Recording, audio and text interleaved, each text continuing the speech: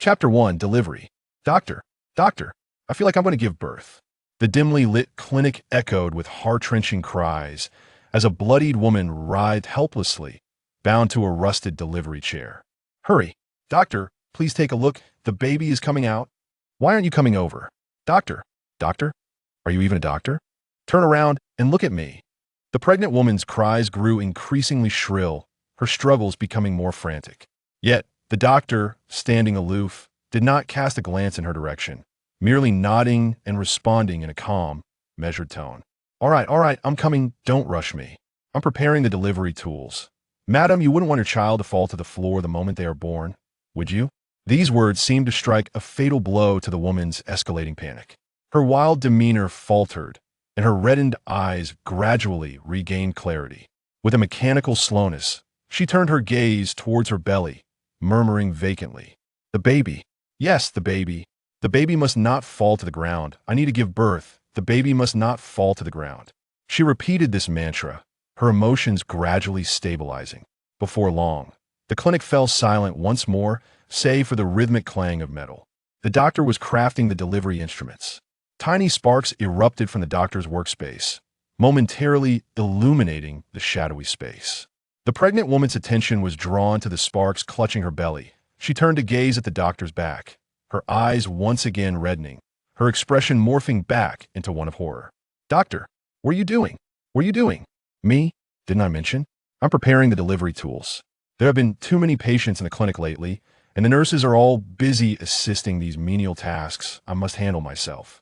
As he spoke, the doctor turned to reveal a rough steel saw he had just fashioned, a bright and sunny smile illuminating his face as he proudly declared, "Look, it's ready." The moment the pregnant woman laid eyes on the steel saw, her body convulsed violently, the leather straps binding her pulling against the rusted chair, producing a grating sound that made one's teeth ache. Her legs flailed wildly, splattering the filthy blood around her. "What are you planning to do? This is not a delivery tool. What are you doing?" "Madam, please observe closely. This is indeed a delivery uterine saw." The doctor approached her with the saw, his gaze lingering on the irregular teeth as if admiring a piece of art, while he clucked his tongue in admiration. "This is the cutting-edge delivery technology published in Science. By using this uterine saw to make an incision in your abdomen, your child could be born safely onto the delivery chair, completely avoiding the tragedy of a baby falling to the ground during delivery, thus reducing the risk of infection. Moreover, the sharp teeth increase the incision area, ensuring that the baby's head won't get stuck during the birthing process due to insufficient space." The doctor measured the tool against the pregnant woman's belly, squinting with a smile. "The most important thing is that this plan currently has 0 negative reviews. Child. Safety. My child will be safe. Yes, madam, please rest assured.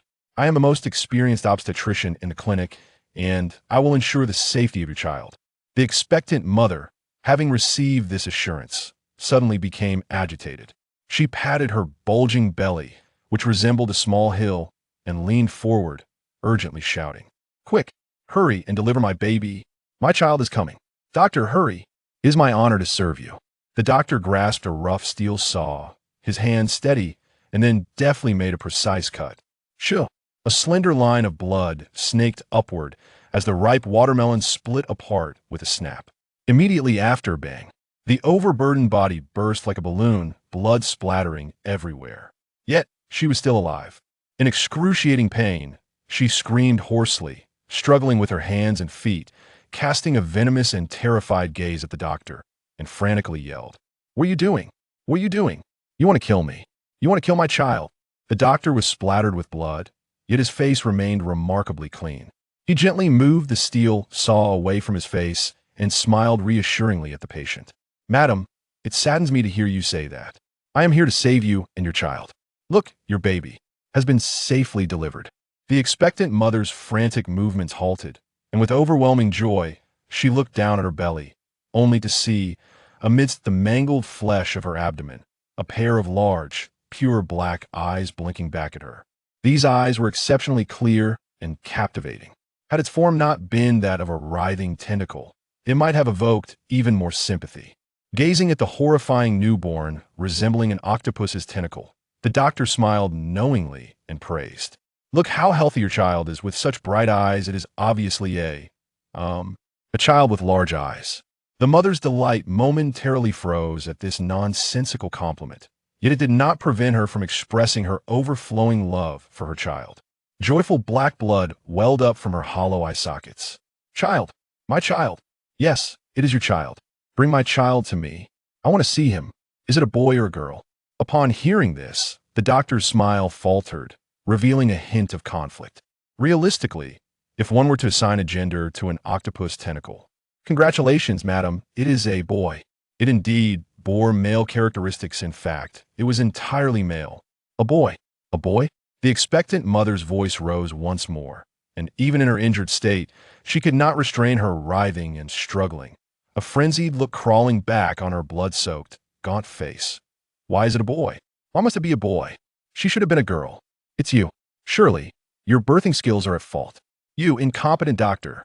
Perhaps sensing her mother's fury, the newborn, lying amidst the pool of blood, innocently blinked. Stripped of its context, one might find the eyes alone rather endearing. The doctor, witnessing this absurd scene, shook his head and sighed. Madam, you must understand that the child's gender is determined by the parents, not the physician. Perhaps you should inquire with the child's father. The father. The pregnant woman's eyes momentarily clouded with confusion, only to suddenly erupt into malicious laughter. He is gone. I consumed him. Ha ha, he is dead. That man dared to wish to be the child's mother. He is unworthy, only I can be the mother. He is gone. Lost. Ha ha, he has vanished. I'm a child's mother. The doctor's CPU momentarily overloaded. Yet his unwavering professionalism quickly led him to seize the opportunity, raising an eyebrow and speaking with a hint of excitement. If it is merely a case of death, our clinic can provide you with a special service to consult the deceased. You still have a chance to ask him why your child is a boy.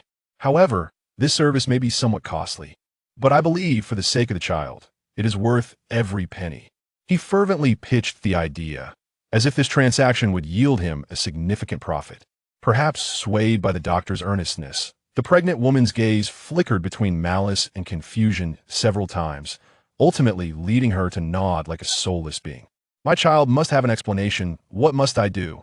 Hurry, doctor, I need to ask him. Very well, madam. First, please close your eyes.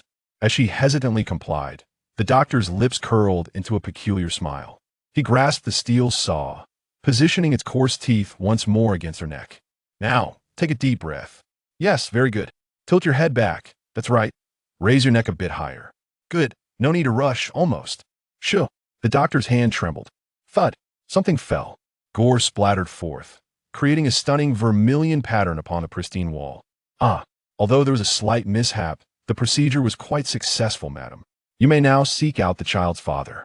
The doctor clicked his tongue, carelessly wiping his blood-stained hands on his lab coat, then glanced at the head lying on the floor.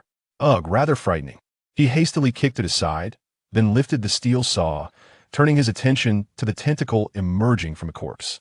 The large eyes continued to blink, seemingly oblivious to the current situation, or perhaps lacking the capacity for comprehension altogether.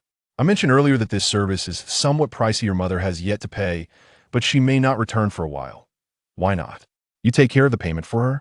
Though devoid of cognitive awareness, the newborn instinctively thrashed violently upon sensing the encroachment of death.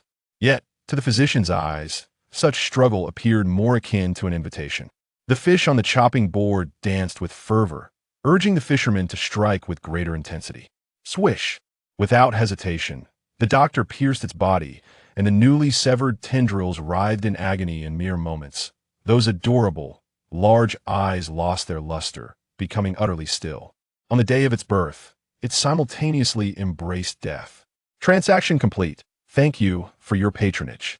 The doctor bowed gracefully, discarding the steel saw, and exited the dimly lit room without a backward glance. Solo trial leftovers birth challenge successful. Scoring in progress. Calculating rewards. Player, Chung Shi, performance rating S. Food acquired. Fingerbread CX5. Food acquired.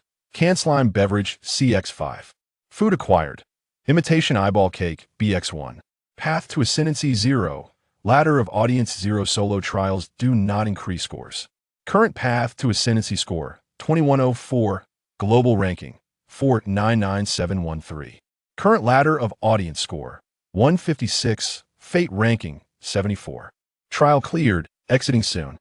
Chapter 2, I am a believer in order. A gentle breeze caresses, and the silver moonlight envelopes the scene in an ethereal glow.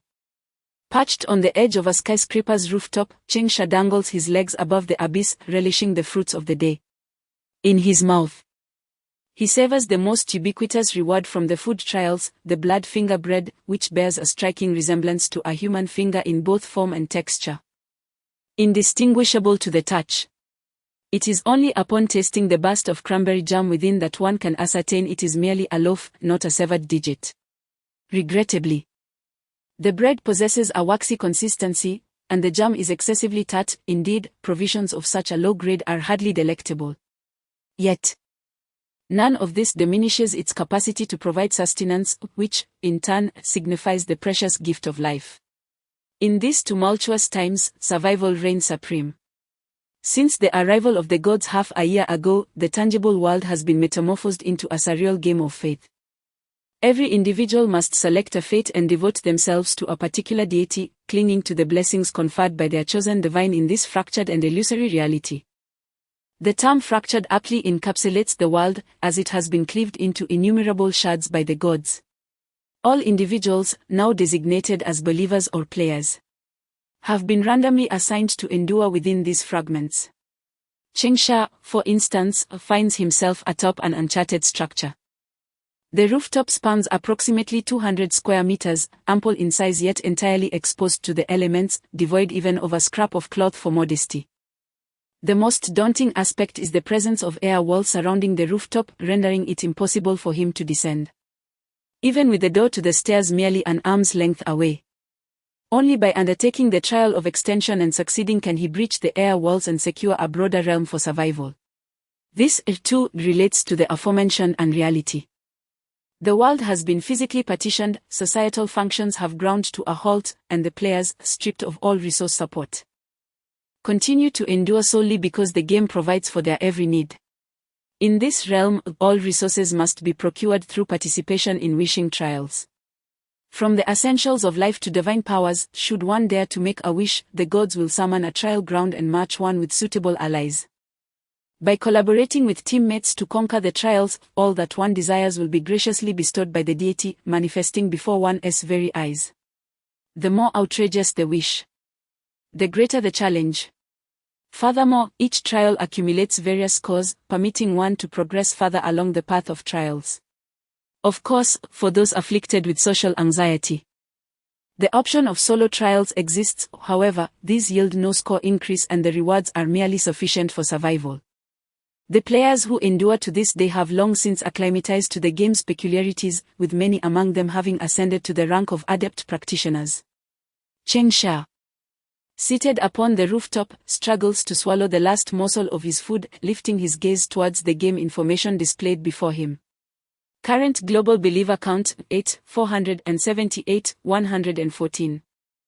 678. In merely half a year, the global population of 12 billion has dwindled to 2/3. The faith game is not an entirely secure pursuit. Death within the game equates to death in reality. However, without engaging with the divine trials, one cannot procure the essential provisions and resources for survival. Thus, the objective of the game is abundantly clear: only through relentless strengthening can one endure until the end. Only one day remains. Gazing at the prominent crimson text in his line of sight, Changsha let out a sigh. The faith game does not permit players to languish in mere survival. Every 7 days, it automatically matches players for a special divine trial. This trial is notoriously formidable, and should players fail to succeed, even if they manage to survive by sheer happenstance, they will be stripped of their ability to participate in the next cycle's wish trial. In other words, failure signifies that for the following week, there will be no gains, only the depletion of stored supplies. To be candid, Changsha boasts an abundant reserve atop his rooftop. After 6 months of meticulous management, he has erected 2 storage units. Although the provisions contained within are of subpar quality, they nevertheless offer a sufficient safeguard for his survival. I sincerely hope that this time my companions prove more dependable. Having been disappointed last week, I have already squandered a significant quantity of food. And my warehouse stock has diminished to perilous levels. As he pondered how to confront the challenges of the morrow, a voice resonated from afar. Greetings, my friend. How was your harvest today? Chengsha glanced upward to discern that the voice emanated from a neighboring rooftop. Belonging to a young man with flowing locks and a stylish demeanor. Adorned in an eccentric and vibrant ensemble, the latest fashion acquired through participation in trials, this young man, known as Xie, hailed from Jiang province and was a senior in civil engineering. Although somewhat unconventional, he possessed a kind heart. Prior to the advent of the deities, he grappled with the challenges of job hunting. However, with their arrival, he swiftly secured employment. Indeed, in a world where the job market lay in turmoil, one might contend that being a professional player represents a legitimate form of occupation. Consequently, he stands among the select few who regard himself as an advocate of the deity's arrival, believing that they have salvaged the world, or at the very least, rejuvenated the employment landscape. Chengsha vigorously shook the can of tentacle slime beverage in his grasp, a smile illuminating his face as he signaled that it was his prize. Is that truly snot? Xie exclaimed, his complexion draining of color in astonishment as he beheld the concoction in Chengsha's hand. This beverage, endearingly referred to as snot water, features a viscous, green-hued consistency reminiscent of the nasal discharge one might encounter during a wind-hit cold, thus acquiring its rather unflattering appellation. Despite its uninviting appearance, it functions as a revitalizing thirst quencher and, owing to its remarkable thickness, even imparts a subtle sense of satiety. Chengsha let out a soft chuckle and inquired, how does one partake of it? Once it graces the lips, it cannot be severed, it merely glides down with a gurgling sound. The other individual's visage grew increasingly ashen, compelling him to retch a few times before replying, surely it cannot be that dreadful, my friend. I observe you emerging with remarkable composure each time. Your ranking on the celestial ladder must indeed be commendable. Why subject yourself to the daily trials of solitary endeavors? Of course, this is due to the diminished difficulty and alleviated pressure inherent in solo challenges. Such knowledge is widely acknowledged, hence Chengsha merely smiled and chose to remain silent. By the way, we have been neighbors for quite some time. Yet I am still unaware of which deity you venerate. Do enlighten me, perhaps we might find ourselves paired together in the future and could strategize accordingly. The young man implored once more. And you? Chengsha retorted. As I previously mentioned, I adhere to the faith of order. Does it not suit me? As civilization flourishes, may order prevail. As he articulated his thoughts, the young man stood with unwavering poise, executing the distinctive gesture of lightly tapping his left shoulder with his right fist, a hallmark of the adherents of order. His performance of this gesture was flawless and rehearsed, nevertheless. Chengsha was acutely aware of the underlying insincerity. This realization did not arise from astute scrutiny of the other's micro-expressions or movements. Such nuances would be nearly imperceptible even from several meters away. Instead, it was Chengsha's inherent intuition, or perhaps a divine endowment of faith aptitude bestowed upon him since he commenced his veneration of that deity. Since then, he had cultivated an extraordinary acuity to detect falsehoods. Whenever an untruth was uttered, he could intuit it, although he could not identify the precise words that were misleading. The context of their dialogue sufficed for him to unveil the veracity. Yet, despite this awareness, he opted not to unveil the deception. After all, engaging in light-hearted exchanges with neighbors could be quite delightful. There was no necessity to tarnish their rapport. Even if the other party endeavored to extend their influence and encroach upon his domain, any challenge would necessitate his consent prior to its commencement. Concerning the trials of extended space, if the target area was devoid of ownership, it could be initiated at will. However, if the area in question was owned, the proprietor's consent was indispensable to ascertain whether to pursue a confrontational trial or a collaborative one. Regardless of the circumstances, Chengsha was resolute in his conviction that he would never yield. Pray tell, my friend, what lies beneath this veil of secrecy. Disclosing it would not inflict any damage. Do you continue to perceive me as a competitor? The opposing party was inquiring. Chengsha smirked, poised to deliver a sharp retort.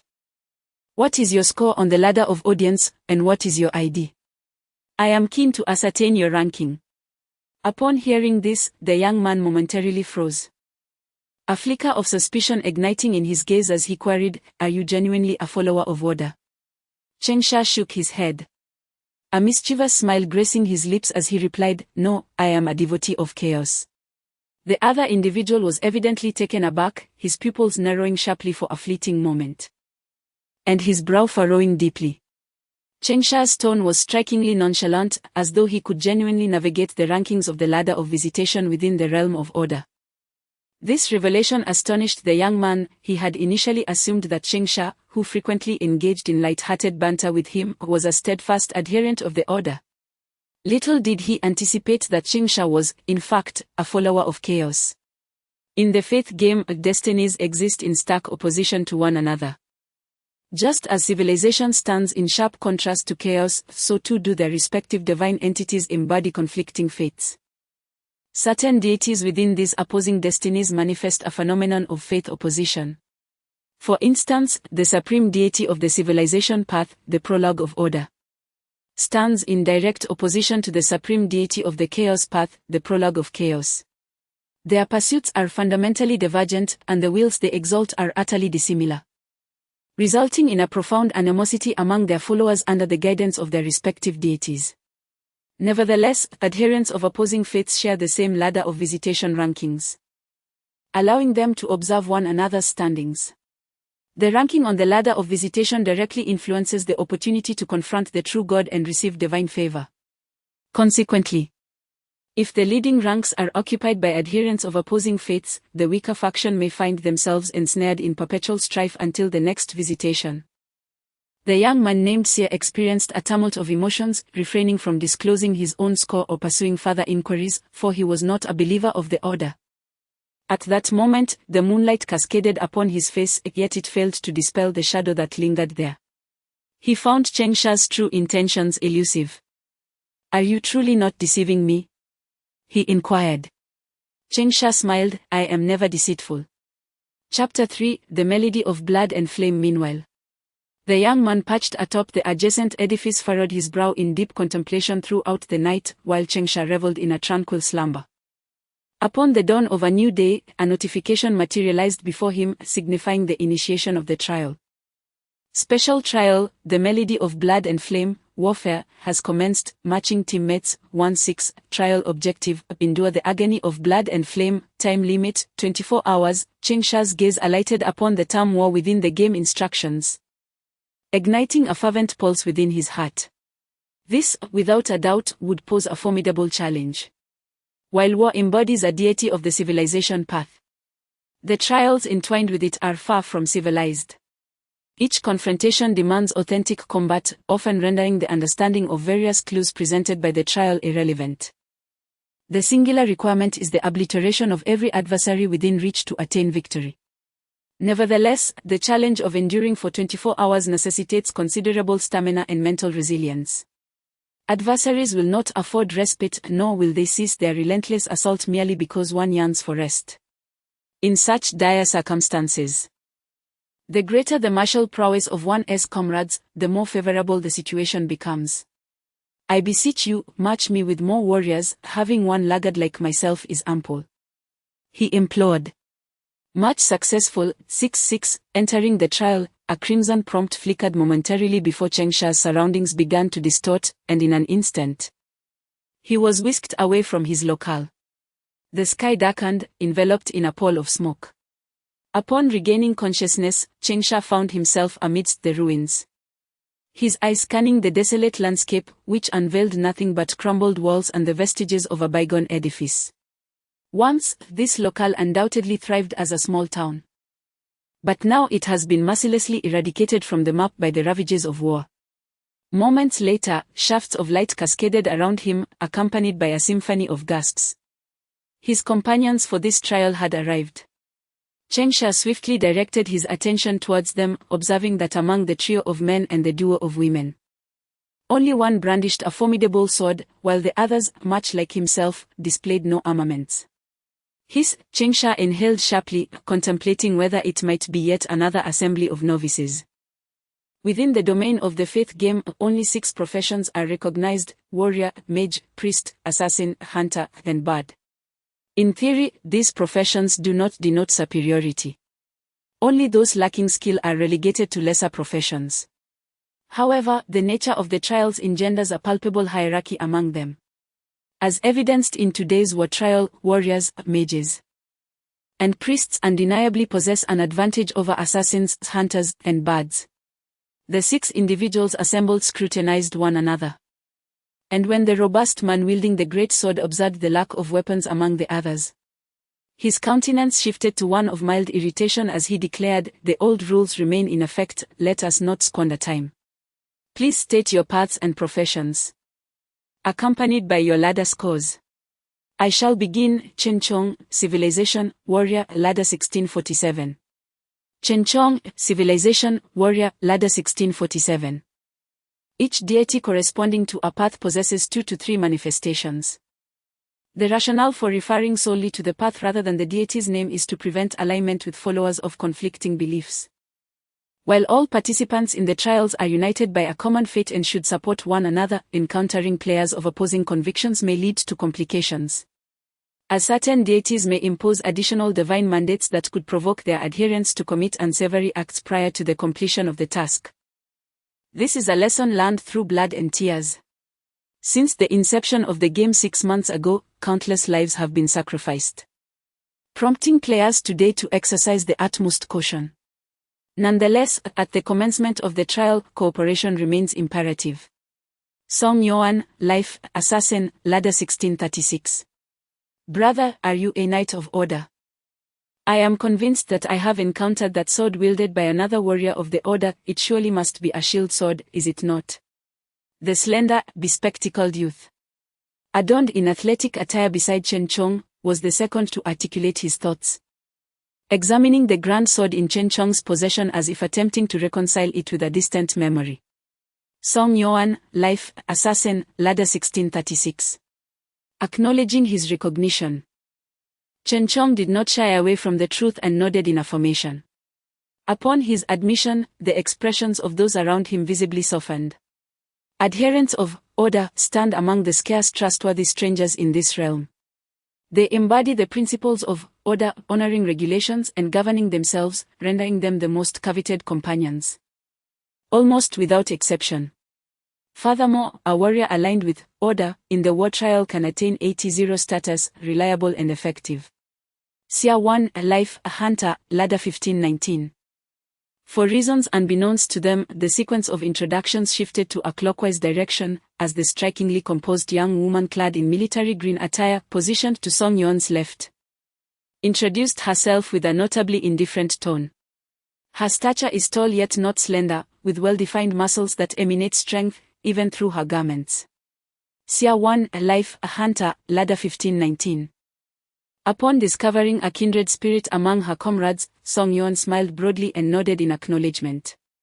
To Sia 1's left stood another woman, petite in form, with long black hair flowing like a waterfall.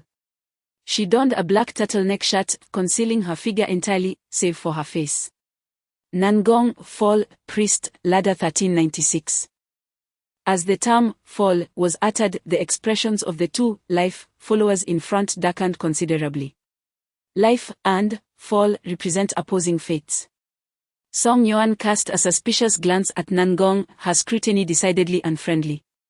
Sia 1 remained composed, her demeanor cold and indifferent, though a flicker of scrutiny danced in her sidelong gaze.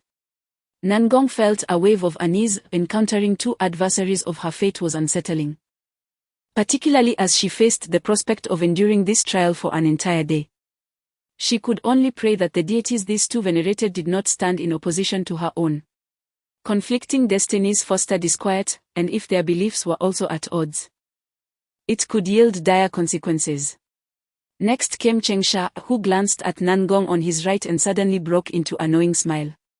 Chengsha, Life, Priest, Ladder 1501. Chengsha. As his words resonate through the air, the expressions of those gathered fluctuate between elation and trepidation. The two adherents of life radiate satisfaction, while Nangong's countenance darkens considerably. The followers of the righteous deity, life, embody principles synonymous with virtue, at least in the eyes of the public. Whereas the deity of fall attracts followers whose moral standings are often shrouded in ambiguity. Noticing the shift in atmosphere, Order warrior Chen Chong furrows his brow and interjects. Differences in destinies should be momentarily set aside. 24 hours is a considerable span. Let us prioritize survival. Song Yuan, imbued with a sense of camaraderie among her companions, merely offers a smile while Xia Wan retains her customary frosty demeanor. Chengsha seems amused, and Nangong contemplates deeply. Only Chengsha's companion, an eccentric figure dressed as a peculiar physician, casts an enigmatic glance in his direction, his demeanor somewhat inscrutable. Chao Sansui, Existence, Mage, Ladder 1906. Chao Sansui, Existence. Mage, Ladder 1906. Overcame the few. Upon hearing this score, a collective gasp of astonishment escapes the crowd. While some feel they have secured a formidable ally, Chengsha merely smacks his lips, his expression akin to that of someone in discomfort. Existence. Chen Chong's demeanor brightens significantly, or he raises an eyebrow and smiles, inquiring, "Are you a remembrance traveler or a time walker?" The remembrance traveler is a mage who venerates memory, whereas the time walker is a mage devoted to time, thereby reflecting Chen Chong's curiosity about his chosen deity. After all, among the 6 individuals present, none shared in his fateful journey. He could openly disclose his identity, enabling others to comprehend him more fully and thereby fostering their collaboration. Within this destiny, only these 2 deities existed. Chao Sanzue is clearly not his given name. Nonetheless, a name is merely an appellation, and few would bestow it significant attention. He did not react at once but paused momentarily, his eyes continuously examining Chengsha. After failing to perceive anything, he exhaled a sigh and remarked, "Time flows like a transient shadow. I, too, am akin to the breeze." This was the invocation of the devotees of time. Chao Sanzue was a time walker, a vocation that, intertwined with its profound faith, represents the zenith of all professions within the game. Note: T0 denotes the utmost priority, commonly perceived as the most formidable profession. As befits its title, the time walker wields the extraordinary power to manipulate time. Upon learning of his status as a time walker, Chen Chong's smile expanded, and Chengsha also beamed with delight. This time, it was a sincere expression of joy. Chao Gu is truly remarkable. Song Yuan's demeanor bore no resemblance to that of a discreet assassin. He continuously offered enthusiastic thumbs up, and had they not still been strangers, he might have even wished to embrace Chao Sanzue. With Brother Chen paving the way and Brother Chao at the helm, we are fully prepared, comrades. His gaze traversed the assembly, intentionally bypassing Nangong. A hint of awkwardness colored her smile, yet her circumstances were undeniably precarious. Observing the impending isolation of a team member from the very outset, Chengsha internally lamented the decision. To forfeit a fighter due to disparate destinies was an utterly irrational choice, particularly at the commencement of the trial. In a bid to foster unity among the teammates, he contemplated for a moment before articulating, "A dual priest system is remarkably advantageous for the war trial. My instincts suggest that Nangong is not our adversary." The group regarded him with astonishment, and even Nangong cast a skeptical glance at this rival of her profession from an opposing fate. Had he truly advocated for her? "You." Chengsha inclined his head, a brilliant smile illuminating his features, and proclaimed, "Permit me to reintroduce myself. I am Chengsha, a priest of birth." "What on earth? You, a man, are truly the Bodhisattva of childbearing." Chapter 4, The Bodhisattva of Childbearing. Everyone was taken aback. It is well understood that there exist only misnomers, not inappropriate nicknames. Within the faith game, the number of male players opting to become priests is not substantial, and those who choose to embark upon the path of birth are even fewer. When these 2 rare choices converge and present themselves to an individual, the probability resembles that of winning a lottery. The term bodhisattva of childbearing is a whimsical appellation bestowed by players upon the progenitor priest. This moniker arises from the phenomenon wherein priests of birth, when bestowing blessings or healing upon their companions, often instigate a probability of inducing pregnancy. This side effect, emanating from the decree of the divine, does not culminate in actual gestation. The organs involved extend beyond the confines of the uterus, and what is conceived is not necessarily a legitimate life form. The combinations between the realms of existence are arbitrary, with manifestations as diverse as they are numerous. It is solely due to the will of conception that venerates proliferation that one may encounter an array of humorous yet awkward scenarios of passive impregnation when invoking divine power. However, one must not underestimate this unforeseen impregnation. For each new life nurtured within the body of the recipient, the efficacy of the healing received is augmented by 1/3. Thus, the progenitor priest stands as a remarkably abundant source of healing. Song Yuan stood agape, gesturing frantically as he shook his head with the swiftness of a fan. "Brother, I implore you, do not nurse me. I would prefer to endure the presence of a clergyman of an opposing faith than to tolerate your intrusion upon my being." The mere idea of accepting sustenance from a male priest was tantamount to contemplating my own demise. How could he possibly confront others after such an affront? Would he have the audacity to admit to having borne a child from a male companion? Nangong was equally astonished, as a priestess herself. She was acutely conscious of the rarity of male progenitor priests within the ecclesiastical community. The sheer improbability of encountering one elicited both amusement and gratitude towards Chengsha. She recognized his efforts to persuade his companions to accept her, yet she remained wary of disclosing her own beliefs, particularly given the ambiguous convictions of the other two. After all, individuals entwined by the fate of descent faced significant scrutiny, even if her faith did not contradict Chengsha's. Xia Wan, perceiving Nangong's inner conflict, discerned that she was not an outright adversary of conception. This realization alleviated a burden from her shoulders, though she retained a stoic composure as she declared, "I am a hunter of creation. A hunter of creation, a devotee of conception." Everyone was taken aback that someone as frigid as Xia Wan would choose to follow conception. Yet only Song Yuan's expression darkened. He too recognized that Nangong was not an antagonist of conception, however, with both life and descent possessing merely 3 deities. This indicated a 50 likelihood of her being an enemy. As he wrestled with the decision of whether to conceal his beliefs, Chen Chong interjected, gesturing to alleviate the tension. "The divergence in fate is not of our design, nor should we endure undue pressure. Since the two priests are not opposed, it is sufficient to allocate the healing responsibilities." He gestured towards Nangong and then pointed to himself and Chao Sansui. "Nangong shall attend to me and the mage, as for the followers of life, you may manage them yourselves." He then turned to Xia Wan, stating, "Since you are a devotee of him, by trust you will not reject Chengsha." Xia Wan cast a nonchalant glance at the rather distinguished progenitor priest, maintaining her stoic expression as she offered a slight nod. Xia Wan's frigid demeanor betrayed no trace of embarrassment, yet Chengsha's countenance grew subtly intricate. Even more layered was Song Yuan's response. Truth be told, Song Yuan yearned to decline, yet he comprehended the seriousness of the circumstances. Considerable time had already been squandered at the outset, since all parties had acquiesced to this arrangement. To refuse now would appear rather uncouth. The team could ill afford to embark on their endeavor amidst such profound discord. If all else fails, it is prudent to minimize harm. To accept treatment from a childbearing bodhisattva lies beyond his capabilities. Chen Chong effortlessly assumed the mantle of leadership, and perceiving no dissent among the team, addressed all present, "Without further delay, we have approximately half an hour to an hour for preparation. The causes of this war remain unclear, and we shall not hastily depart from this place of arrival.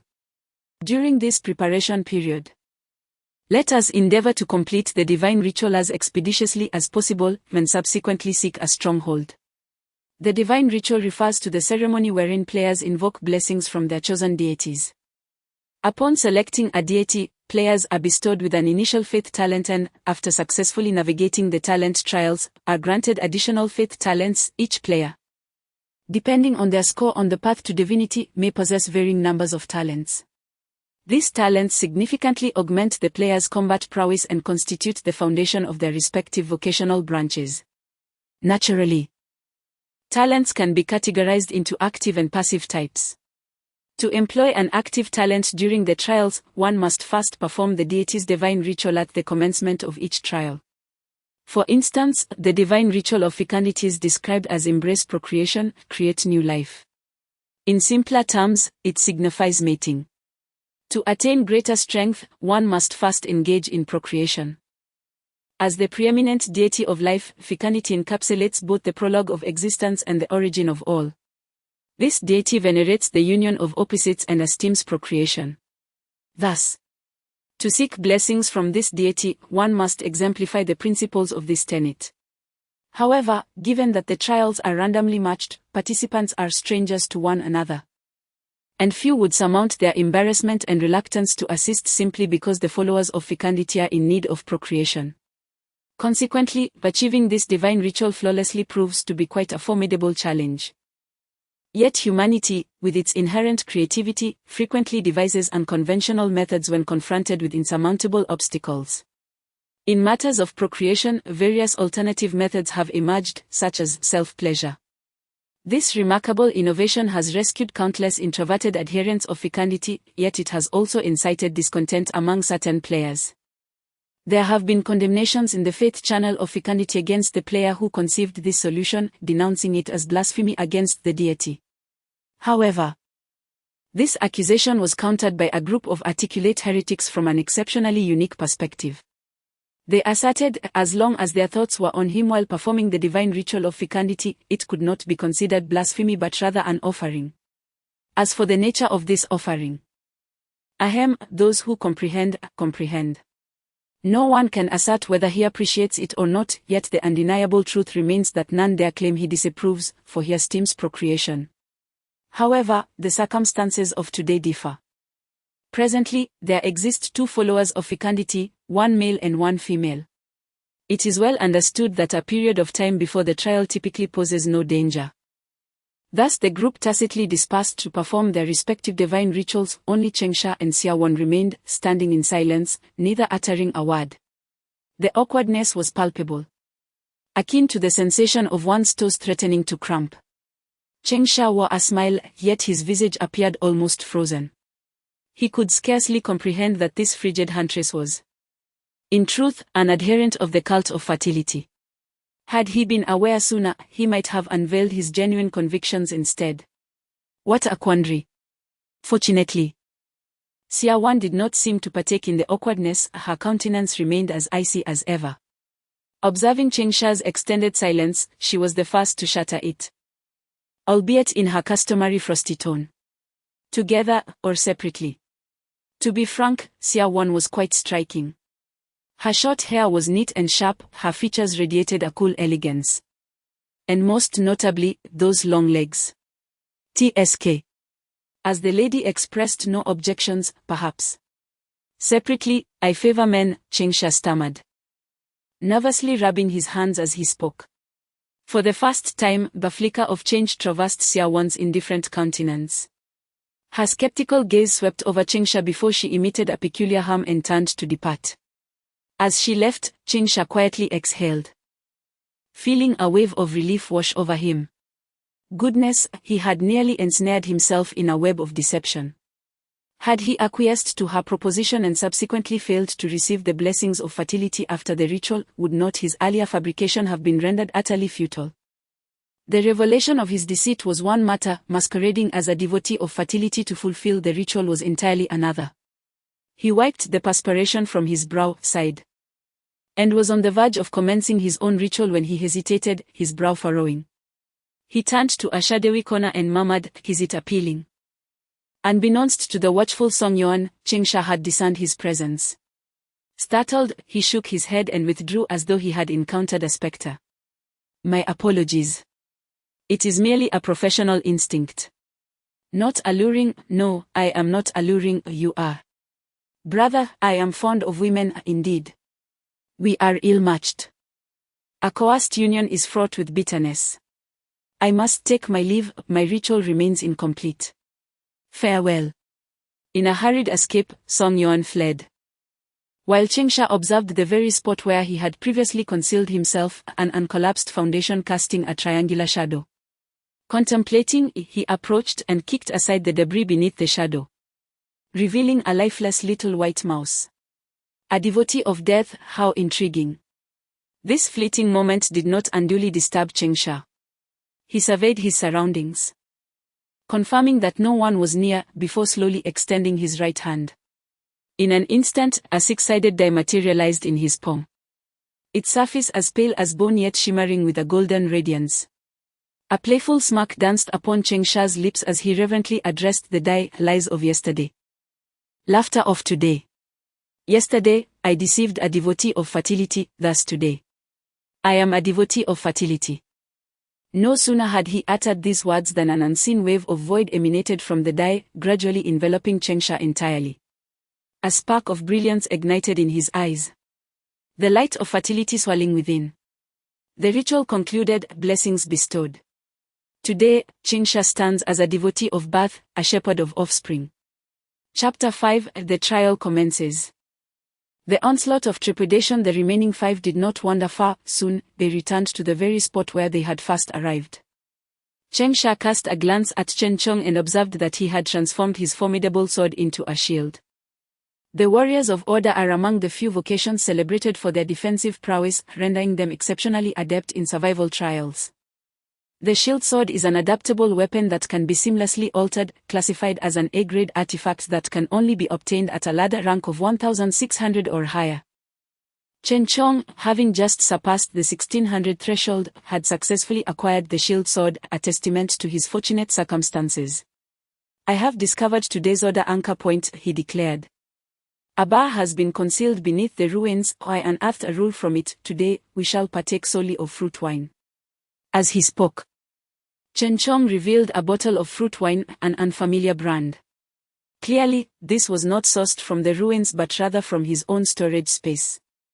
Each player possesses a personal compartment, akin to a vault, to safeguard their most cherished belongings. Chengsha too had one, filled with an array of peculiar items. Yet he had not anticipated that another would share his inclination for storing beverages. The others appeared more bemused than Chengsha. Noticing their expressions, Chen Chong chuckled and elaborated. The pressure is overwhelming. I find it arduous to slumber without a few libations in the evening, so I keep several bottles on hand. A sip for each of you. And the light of Order shall safeguard you. Fear not, the alcohol content is low and will not hinder our impending battle. The Order's edict of action mandates the pursuit of order. Only those who adhere to specific regulations may receive its blessings. To accept the protection of order, one must also comply with the established order. This straightforward rule anchor evidently bolstered everyone's security, and all were pleased as they each took a bottle and savored a sip. Chengsha, however, downed half the bottle in one swift motion. Chen Chong raised an eyebrow, suddenly questioning the reliability of this priest. Meanwhile, Chao Sansui appeared to be executing a successful edict of action as well. He produced several golden pocket watches and began distributing them. I have anchored time and calibrated all the pocket watches. Each watch will chime 5 minutes, 3 minutes, then 1 minute before the precise moment.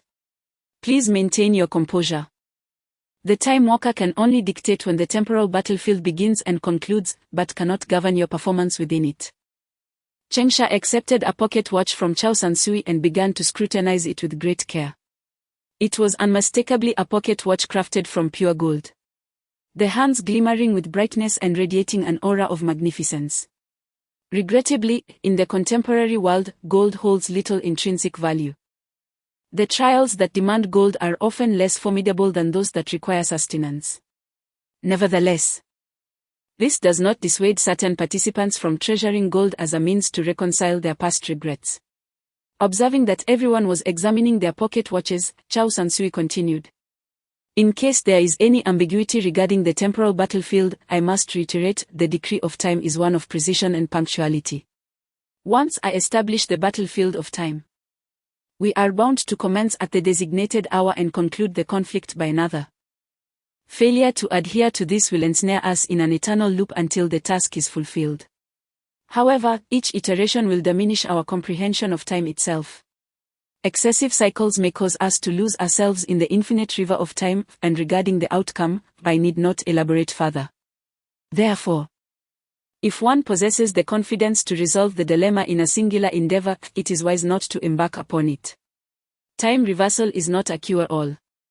Those who have persevered to this moment have inevitably traversed various professions and belief systems, becoming adept in this intricate tapestry, and thus they nodded in agreement. Subsequently, the other four, including Chengsha, voiced their endorsement of their own decrees.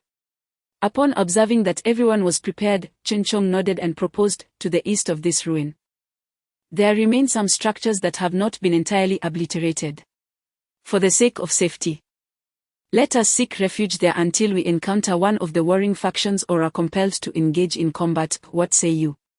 I harbor no objections, Xia Wan replied, her tone remaining frosty. She continued, I have unearthed the remnants of the Pomedian civilization beneath the encircling ruins. This must be a quaint settlement on the continent of Hope. In the chat logs of the Hunter channel, it was noted that the continent of Hope had been ravaged by the undead army. Chao Sansui interjected into the dialogue, indeed. Our present whereabouts ought to be in proximity to Mistwood County, a place abundant with mages delving into the annals of trials. Should we indeed be confronting the counteroffensive from the continent of Hope, it is probable that we shall encounter the right flank of the undead army. Chengsha harbored profound admiration for those who immerse themselves in the annals of trials, for he had never possessed the inclination or patience for such scholarly pursuits. In this peculiar world, mere survival had already consumed half of his vitality. The remaining half was devoted to subterfuge. A fortnight after the initiation of the Faith game, some individuals observed that each trial appeared to transport players to a bygone era. Many grew fascinated by this realm, which existed solely within the trials, and began to compile background information, later organizing and disseminating it within the profession and faith channels. Regrettably, within Chengsha's faith channel, he could not uncover any significant information. All fragments of historical context regarding the trials were extracted from the profession channel. It was evident that he was a priest. Chen Chong, clearly not inclined towards historical inquiry, furrowed his brow and queried, so? Xia Wan continued, information regarding the right flank of the battle remains elusive, if my recollection serves me correctly. The most documented occurrences should be. Before she could finalize her contemplation, a sudden, piercing shriek reverberated from the distant sky. The group was taken aback and swiftly turned to gaze aloft. They beheld an inexplicable transformation of the sky into a pitch-black expanse. An overwhelming swarm of ebony wings flapping ominously, advancing like a tempest. The fear demon, Xia Wan declared somberly, articulating the grim revelation. The terror demon is a nightmarish entity adorned with fleshly wings, thriving solely on fear and proficient in the art of chaos. They are devoted acolytes of corruption and formidable adversaries of creation. Behold the sheer multitude of these abominations, should we truly confront them. Even 6 of us would scarcely suffice to bridge the gaps in their ranks. This is far too many. Chengsha knitted his brow as he cast a fleeting glance at his pocket watch, observing that the hour had just slipped past 9:01. It appeared that the battle against time had not yet fully unfolded. Chao Sansui's countenance underwent a profound transformation, unmistakably caught off guard by such a swift intensification. Particularly when confronted with the airborne troops from the very beginning. Chao Gu, is this truly the magnitude of your 1900 scenario? Song Yuan uttered in astonishment.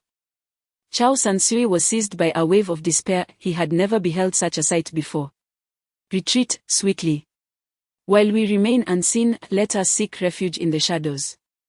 They are advancing, and we must evade direct confrontation. Hurry! Chen Chong exclaimed, removing the massive shield from his back to obscure its luster. Urging the group to crouch low and hasten towards the east. Song Yuan spearheaded the advance, merging seamlessly with the shadows of the debris as he darted forth, transforming into a wisp of smoke and vanishing from sight. This was the assassin's art known as shadow traverse. Assassins glide through the darkness, slipping beneath the veil of shadows. Over short distances, they can shift their position utilizing the darkness and conceal themselves within it. This concealment transcends mere physical hiding, allowing them to escape into the shadow realm, disappearing entirely. Xia Wan's swiftness was equally remarkable. As a hunter, agility was her defining trait.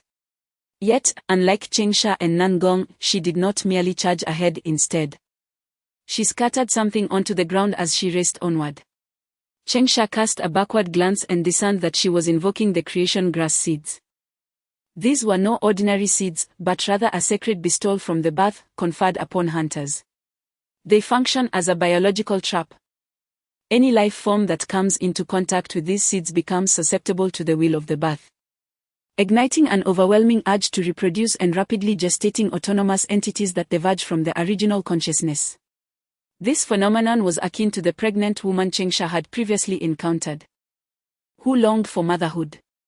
Such methods are a fundamental tactic employed by the devotees of the Bath. Their objective is not to obliterate their foes directly but to distort them, guiding them towards self-destruction. While the deity of life tends towards order, the order of will does not obstruct material distortion in certain manifestations. The lawful deity may not significantly differ from their chaotic malevolent counterparts, and in some respects, may even surpass them. I require no less than 57 minutes and 42 seconds to reset the battlefield of time. During this interval, I can only exert influence over your temporal domains. Pray, my friends, that we remain undetected. Cease the idle chatter and hasten our progress now. Chen Chong growled, accelerating his speed by an additional third. Time walkers possess the remarkable ability to manipulate time, granting them a significant advantage during the racing phase. Chao Sansui, reluctant to squander his mental faculties prematurely, found himself devoid of superior alternatives. Consequently, he clutched his pocket watch firmly and urged his companions, Zone, proceed with haste. As her words gradually diminished, the figures of the 5 individuals surged forward as if propelled by an unseen force, swiftly traversing nearly 100 meters in the blink of an eye. In stark juxtaposition, the atmosphere in the adjacent zone appeared to be suspended in time, as though the entire expanse had been ensnared in a moment of stillness, with even the dust particles hovering motionlessly in midair. The potential of time maintains a delicate equilibrium. When one side accelerates, the other inevitably decelerates. Chengsha felt the exhilarating rush of the wind beneath his feet, reveling in the sensation. What would typically require several minutes to traverse was accomplished in mere seconds. Alas, this phenomenon of acceleration was confined to a specific area. Upon exiting, their speed plummeted back to its original state. Despite Chao Sansui's elevated prowess and evident superiority over his companions, even he found the extensive expanse of accelerated movement rather taxing. Observing his fatigue, Chen Chong swiftly seized him, hoisting him onto his back as they continued their forward momentum. Assassins, advance fast. Clear the ruins and search for the stronghold. Nangong revitalized the mage's mental fortitude. Zisi Mu, exercise restraint, your time to intervene has not yet arrived. Establish additional traps for the creation hunters. The scouts of the terrifying demons shall not hover in the skies eternally. Once they descend, every fleeting moment we can prolong their advance is of utmost significance. Chen Chong demonstrated remarkable discernment and composed leadership. Unmistakably a player who had achieved a rank of 1600 solely through his exceptional prowess. However, the perilous situation left him with scant options. As he fled, he judiciously chose the dilapidated remnants that could accommodate 6 individuals, hoping to elude catastrophe. Yet, the unfolding conflict escalated far more swiftly than anticipated. Before they could reach the standing structure ahead, a horde of terrifying demons had already descended upon the ruins. Their scouts had long since detected the player's presence. Asa, the chilling shriek echoed throughout the ruins, unmistakably reflecting the exhilaration of the terrifying demons, who appeared to have stumbled upon an unforeseen delight during their advance. There is no time. The grass seed has been triggered. Prepare for battle. Chapter 6: A State of Desperation. Xia Wan was the first to perceive the encroaching enemy behind her. Her eyes narrowed abruptly, radiating a vibrant emerald luminescence of vitality. With a deft flick of her left hand, she conjured a lash longbow, while her right hand materialized an arrow from the ether. Pivoting. She drew back and released an arrow that ascended into the heavens, enveloped in a resplendent green glow. Upon reaching its zenith, the arrow detonated, unleashing a cascade of spores. The terrifying demon army, undeterred, charged headlong into the whirling spores. The moment the spores made contact with flesh, they morphed into innumerable tendrils reminiscent of dodder vines. Ensnaring every terrifying demon bold enough to trespass into the vicinity, binding them within silken cocoons. Stripped of their wings, the demons plummeted heavily to the earth. The ground lay scattered with creation grass seeds. Upon contact, the demons' abdomens rapidly expanded, as though something within them were fervently striving to escape. The hunters' traps executed their sequences with flawless precision, and the effects of dual control were unmistakable. The vanguard of the terrifying demons faltered, unable to reach the players at once. Yet, despite Xiaowan's relentless barrage of arrows, she could only delay a fraction of the advancing horde. The sheer numbers of the enemy were overwhelming, casting a shadow akin to a locust swarm that swiftly diminished the spores in the air. Surging once more toward the assembled group. Time was of the essence. Assassins, safeguard yourselves. All others, gather closely behind me. Chen Chong bellowed, casting the unconscious Chao Sansui towards Nangong before brandishing his enormous shield. He pivoted, fiercely driving the shield's tip into the gravel beneath him. With an intense gaze, he proclaimed, "Long live order." The already radiant shield flared in response, a blinding cascade of divine light surged upward like a celestial waterfall. Arcing gracefully through the sky before cascading back down, rapidly extending to envelop the sides of the group. The trajectory of light formed a monumental wall, safeguarding Qingsha and the others within its protective embrace. The terrifying horde of demons descended like a tempest, colliding relentlessly against the luminous barrier forged by the shield, producing a thunderous roar. Yet, the barrier remained steadfast, the individuals within resolute as mountains. Chen Chong's expression was solemn, the veins in his arms protruding as he strained against the shield, frozen in a state of anxiety. The sheer number of demons was overwhelming. The holy light wall could endure for only 5 minutes. With the amplifications provided by the dual priests, its duration might be prolonged to a maximum of 15 minutes.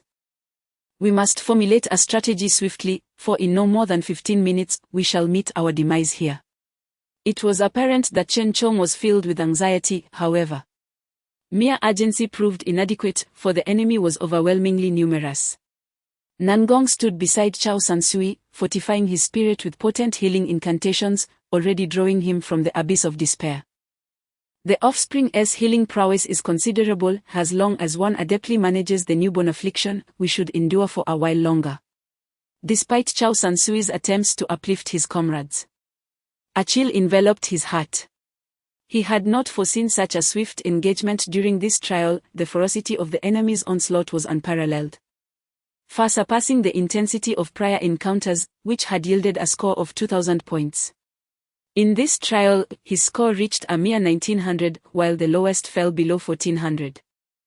What merit did he possess to draw forth such an immense horde of demons? One might erroneously perceive this as a contest of 2,100 points.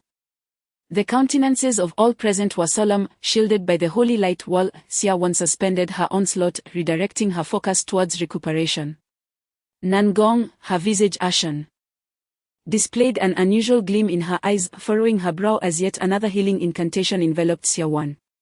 Xiaowan, somewhat taken aback, acknowledged Nangong with a nod, feeling the invigorating surge of healing coursing through her, conjuring several spore arrows once more.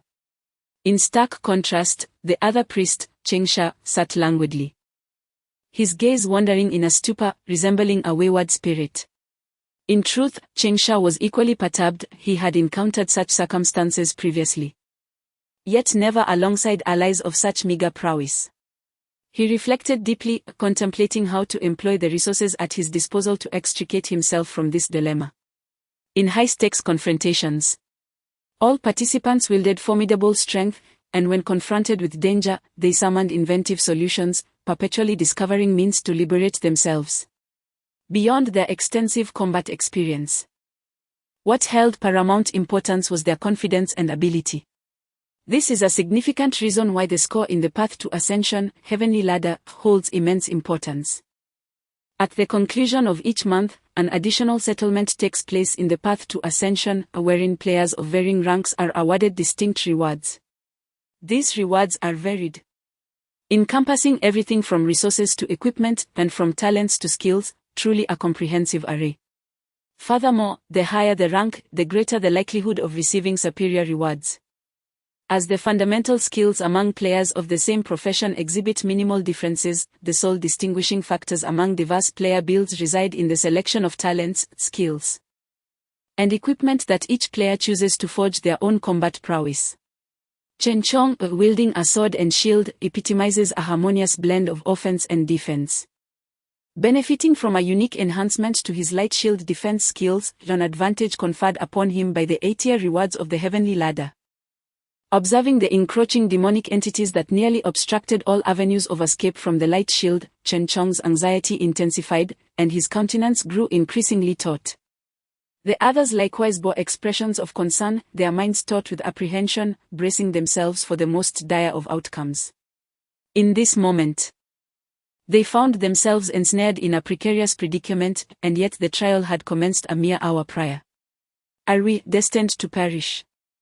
Nangong's delicate hands were clenched so tightly that they turned a ghostly white. No one answered her query, even Chen Chong remained engrossed, steadfastly upholding the holy light fortress to grant them a fleeting moment to ponder a possible escape. Yet, those few minutes seemed more like the final gasps of their existence. The atmosphere descended into a profound gloom. All were ensnared in contemplation, yet no feasible means of escape surfaced, when silence enveloped the protected space. At that moment, Qingsha shattered the stillness, asking, "Is Song Yuan still alive?" Song Yuan, shrouded in darkness, found no need for the protection of the shield, yet the veil of shadows was not without its limitations. The slightest movement could cast him from the shadow realm, exposing him to the world beyond. Nevertheless, a seasoned assassin could sustain such concealment for a considerable span, certainly exceeding 5 minutes. Song Yuan's silence stemmed not from an absence of will to reply, but rather from trepidation. He crouched beneath a shattered wall outside the Holy Light Fortress, besieged by a throng of bloodthirsty demons numbering no fewer than 17 or 18. He ought to still be alive. Qingsha exhibited no concern for him, rather, he was engrossed in devising a strategy. He recognized that the unique skill of the Death Assassin, known as Death's Entombment, could offer them a glimmer of hope for escape, should Song Yuan still draw breath. Just as the Holy Light Fortress embodies a distinctive ability of the Order Knight, Death's Entombment is a revered skill among assassins who honor the notion of death. This skill summons a colossal scythe of demise within the death domain, delivering a guaranteed lethal strike to all targets ensnared within that realm. However, the creation of the death domain is exceptionally stringent, requiring the collection of a significant number of recently departed souls within a confined space, rendering its application rare among death assassins. Upon invocation, they cannot retreat as other types of assassins might, instead, they must remain cloaked in shadows, perpetually sowing chaos until they administer the final blow. This sustained close-quarters engagement harbors considerable risks for assassins, yet the potential rewards are equally grand. For the act of ushering the dead into the afterlife is an inevitability. Thus, the assassin of death is aptly designated the weaver of death. However, faced with the overwhelming legions of terror, Song Yuan's funeral rites for the departed found no opportunity to unfold. The moment he exposed himself, it was certain that he would be the first to perish, rather than the monstrous adversaries. Hence, Song Yuan remained ensconced in the shadows, paralyzed by fear. Chapter 7, I intend to gift them a child. As the time remaining for the Holy Light Fortress waned, Chen Chong's visage, glistening with perspiration, gradually twisted into a mask of despair. He cried out with reluctance, "Only 2 minutes remain, priest. Prepare to rejuvenate my mental fortitude. Should we fail to conjure a solution, upon the imminent collapse of the Holy Light Fortress, we shall be compelled to breach outward. Assassins, prepare to regroup. I shall forge a path ahead. You are to eliminate the rubble trailing behind me. Mages, brace yourselves for acceleration. Chao Sanzue tightened his fists, poised to speak, when Chengsha suddenly stood up. Addressing Nangong with composure. Have you mastered overload healing? I require the Time Walker to invoke another area acceleration, one of considerable magnitude. The crowd shifted their focus to Chengsha. Sensing that he might have devised a strategy, and expressed their anticipation, do you possess a solution? You. Chao Sanzue's spirit soared as he proclaimed. Overload healing is superfluous, merely replenish my mental energy to its zenith. I am endowed with overload casting. Overload, a manifestation of extreme exertion, permits one to deplete all potential for a forthcoming duration in order to amplify the efficacy of present spells. Chengsha regarded Chao Sanzue with admiration. Acknowledging him as a truly commendable ally, however, he shook his head, indicating that such efforts may prove insufficient. I require a more extensive approach. Nangong. Are you capable of this? With clenched teeth, Nangong cast a wary glance at the formidable army beyond the luminous veil and nodded resolutely. This was not a moment for hesitation, death was a looming specter, but no contingency could be overlooked. Now. Indeed, now. Chengsha affirmed with unwavering conviction. Overload healing allows for the preemptive siphoning of future healing abilities, thereby effectively elevating the target's mental energy threshold, proving to be invaluable in critical situations. Nangong resolutely nodded. Standing before the assembly, and gradually removed her form-fitting black shirt, revealing the body that had been shrouded beneath. As the garment slipped away, a multitude of glaring, grotesque wounds, reminiscent of centipedes, became apparent to all. Countless scars marred her otherwise immaculate skin, extending from her neck to her chest and down her arms. Xia Wan's brows furrowed in concern, while Chao Sanzue's pupils dilated in astonishment. Chengsha raised an eyebrow in surprise, recognizing her identity. She was, unexpectedly, a devotee of decay. A blood exchange priest. Chen Chong gasped in disbelief. Decay embodies the second deity of the fallen fate, representing the pinnacle of decline and the ultimate sepulchre of the cosmos. Its decree accelerates decay, urging its adherents to engage in self-mutilation to obey its command. The essence of decay resides within the tainted divine energy. The more swiftly a decayed believer deteriorates, the more profound the divine power they garner in return. This is precisely why the priests of decay are dubbed blood exchange priests, as they can sacrifice their own vitality to rejuvenate that of their comrades. The greater the harm they inflict upon themselves, the quicker their allies recover. Yet, such self-inflicted wounds can lead to death, as is the intrinsic nature of decay. Thus, the fragile balance between self-sacrifice and the salvation of others remains a perennial topic of discourse among blood exchange priests. Nangong did not squander time. Her brow furrowed in concentration as she gritted her teeth and unsheathed a spiked dagger from her waist, resolutely slicing open her abdomen. Following this, she made an incision between her ribs, and then along the grotesque contours of her collarbone, delivering a third harrowing cut. After this triad of offerings, she softly intoned, "All beings shall decay, all things shall rot." A rich, putrid light surged forth from her wounds, cascading outward and swiftly coalescing into a stream that flowed into Chao Sanzue's body. He felt an immediate surge of power coursing through him, his mental acuity fully restored.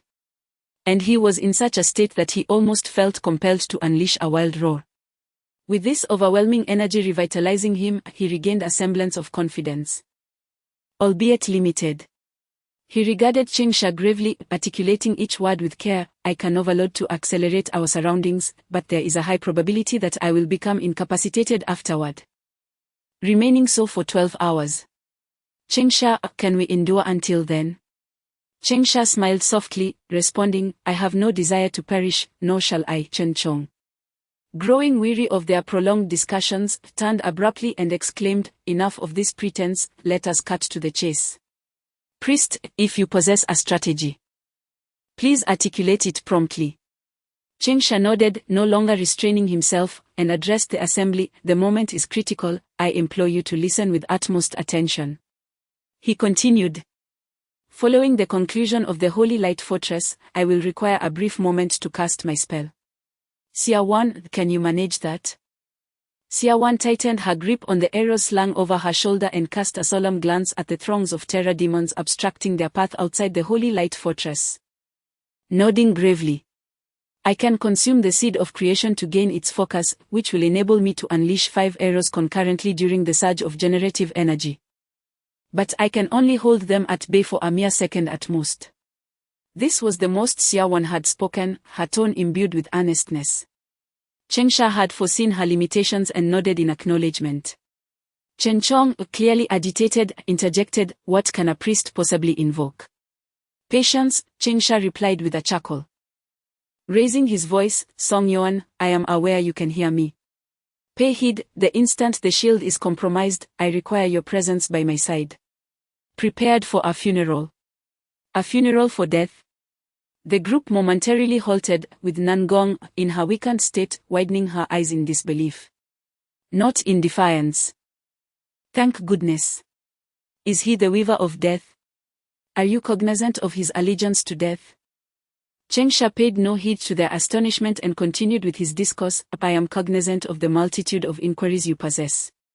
Yet you need not concern yourselves with the intricacies of the realm beyond life. Your singular duty is to seize the moment when it presents itself. San Yuan. This choice is vital to our very existence, I speak in earnest." Chen Chong, in a state of agitation, interposed, "What if he? That eventuality is implausible.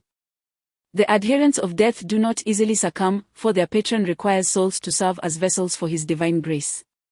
Chengsha let out a hearty laugh. Striving to alleviate the tension, though his efforts were in vain. Observing the absence of levity among the assembly, he grimaced and continued, "Chao Sansui. The critical action is that immediately after I invoke my spell, you must unleash the area acceleration, aiming for the most expansive remnants beyond the protected zone." Chao Sansui's countenance transformed dramatically, filled with disbelief. "Or what? The entirety of the ruins?" Chengsha nodded with unwavering conviction. "Indeed, the entirety of the ruins." "Do you possess a score of 1500? Chengsha appeared momentarily astonished, then smiled and affirmed, 1501. Chao Sansui was evidently skeptical. How could an individual with a score of 1500 exude such self-assuredness and poise in a life-or-death scenario? He had witnessed those with 2000 points falter in composure when faced with imminent peril. "I must advise caution, the potential of time will temper speed. If the expanse is so extensive, we may find ourselves significantly impeded, perhaps even rendered immobile." "Are you certain?" "This borders on folly, Chengsha."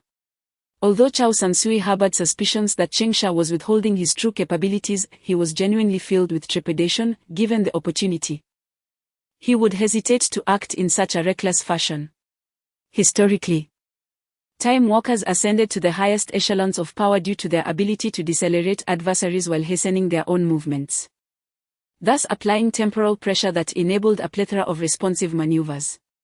However, if the dynamic were to be inverted, would that not beckon annihilation? I am convinced. You would not desire to hasten your own downfall. Very well. The lingering question is, how do you propose to execute this? Chao Sansui, his countenance solemn, probed with skepticism. As a crucial element of our strategy, we must determine how you plan to guide us toward survival. Chengsha smirked at me. I intend to bestow upon them a child. Chapter 8, S-Class Talent, Shared Divine Grace. To speak frankly, any rational being would be rendered momentarily speechless upon hearing Chengsha's proclamation. A male human asserting the intention to provide a child to a legion of asexual terror demons is a statement that evokes unparalleled astonishment, regardless of the circumstances. Terror demons do not engage in sexual reproduction, they originate from the fear mother tree situated in the depths of the earth. The fear mother tree absorbs fear from diverse dimensions, subsequently nurturing new branches. After an interval, these branches sever and metamorphose into new terror demon entities. Amidst the collective incredulity, Chao Sansui was the first to regain his composure, albeit with a hint of uncertainty, inquiring, "Are you suggesting to heal the terror demons?" Chengsha snapped his fingers. "Eureka! I shall invoke a healing incantation that encompasses the entirety of the ruins. All malevolent demons shall be within the purview of my lord." welcoming renewal. It is unfathomable, it is unimaginable for a priest's healing domain to be so extensive. Nangong's visage paled as she began to grapple with the unsettling reality that, under the crushing weight of survival, Chengsha had succumbed to madness. It was a lamentable fate. This youth was both benevolent and strikingly handsome, yet his descent into insanity was alarmingly swift. Chengsha provided no elaborate elucidation. Simply responding with a smile, nothing is truly impossible. When you regard something as impossible, it merely mirrors your constrained perception. Upon hearing Chengsha's playful remark, Nangong pressed her lips together, unable to formulate a response. She might have grasped certain enigmas unbeknownst to outsiders, yet, as her colleague had articulated, her understanding of the game remained lamentably inadequate. You. Chengsha disregarded her remarks, extending his right hand to adopt a straightforward yet sincere healing gesture. How much longer until we reach the Holy Light Citadel? Chen Chang's demeanor grew somber, ultimately urging him to face the diminishing time of the shield. He wavered in his trust of Chengsha, yet the latter's steadfast assurance compelled him to relent. You have sufficient time to stage a performance for another 10 seconds. 9 seconds. 8. 3. 2. Now. Chengsha gasped, and the luminous healing energy in his palms surged with intensity. In tandem, Xia Wan resolutely ingested a handful of Genesis grass seeds, conjuring 6 spore arrows with her right hand, deftly drawing her bow and taking aim at the adversaries above. With a swift whoosh, the 6 arrows detonated, infused with formidable reproductive energy, soaring above the throng. The Holy Light Citadel shattered like fragile glass, instantly relinquishing its radiance. The formidable demons, which had relentlessly pressed against the barrier, suddenly found themselves unmoored, cascading downward. The outer demons, perceiving the breach in the shield, let out a thunderous roar as they surged forth. Within the constrained space, the spore threads proliferated wildly, compelling the demons to jostle against one another, leaving scant room for maneuverability. Thus, a single thread could entwine countless demonic forms. It remained uncertain whether it was the frenzied collisions of the demons or the impact of an additional spore arrow that precipitated the chaos. Yet the interval before the enemies reached them far surpassed a mere second. As dread enveloped the faces of all and they braced for an impending counterattack, Chengsha's ultimate ability finally came to fruition. Allow me to exhibit the true essence of healing power. In the boundless universe, may we bask in divine grace. With the final utterance made, an overwhelming surge of divine light struck the nearest formidable demon before Chengsha, swiftly refracting outward toward its kin in every direction. This was not merely a spell of restoration, it bore the semblance of a healing chain capable of mending multiple souls. However, the challenge resided in the fact that such a chain of healing suffered from diminishing efficacy, the greater the number of recipients, the more pronounced the decline in its restorative power. Given the vast multitude of adversaries arrayed before them, this healing might only succeed in restoring the faintest flicker of vitality. In prior trials, there had indeed been endeavors to heal foes, although Faith Game was but a game, it felt more akin to an alternate reality. There exists no mechanism for friendly fire immunity or ineffective healing against enemies in this realm. When one heals an adversary, they genuinely regain vitality and retaliate with ferocity. Thus, upon witnessing Chengsha merely unleash a healing chain, the terror within Chao Sansui surged immeasurably. What purpose could this serve? Yet, even amidst disbelief, it was too late. Clinging to the conviction of fighting to the death, he steadfastly adhered to the plan. At the moment Chengsha took action, he unleashed an overload-level area acceleration throughout the entirety of the ruins, sparing only the vicinity of their small group. Area, accelerate. The time at the periphery fast-forwarded, and the terrors surged forth with sudden ferocity. Meanwhile, time around them succumbed to a state of stasis, freezing all present in their tracks. Within their limited awareness, they could only witness the healing chain transmit with increasing velocity, fracturing further until, in the blink of an eye, it metamorphosed into countless torrents of holy light, rampaging across the entire ruins. The healing surged like a colossal wave, consuming everything in its path. Everyone was left in awe. Chao Sansui beheld as the horrors approached. then plunged into the timeless realm, creating a barrier of flesh and blood that safeguarded them within. He found himself contemplating whether this was an aspect of the design. Gradually, the surroundings faded from his view, and in his final glance, he remained astounded by the fact that Chengsha's healing chain was not waning but instead intensifying. This chain became increasingly formidable, ultimately encircling the entirety of the ruins. How could such a phenomenon be conceivable? Nothing is insurmountable. As Chengsha's nearly frozen thoughts grasped the surrounding horrors ensnared in the stasis of time, erecting a new Great Wall, he comprehended that his scheme had triumphed. The reason he could saturate the ruins with the healing chain was attributed to his rare S-rank occupational talent, divine grace. This extraordinary gift enabled him to propagate effects while mending similar life forms. For each additional kindred spirit, both the healing effect and its range would expand. Previously, with a team of no more than 6, this effect was merely a delightful enhancement. However, if every horror were regarded as a target, even a divine being would find it arduous to enumerate their numbers. A mere 1 increase per individual, calculated 1,000 times, would culminate in an astronomical multiplication exceeding 20,000. Moreover, there were far more than 1,000 horrors present. Today, in this very place, all the horrors reveled in Chengsha's healing chain. And in a fleeting moment, while the act of healing adversaries may be deemed imprudent, one must take into account the prevailing circumstances. For example, the restoration infused with the divine essence of conception is a boon not bestowed upon everyone.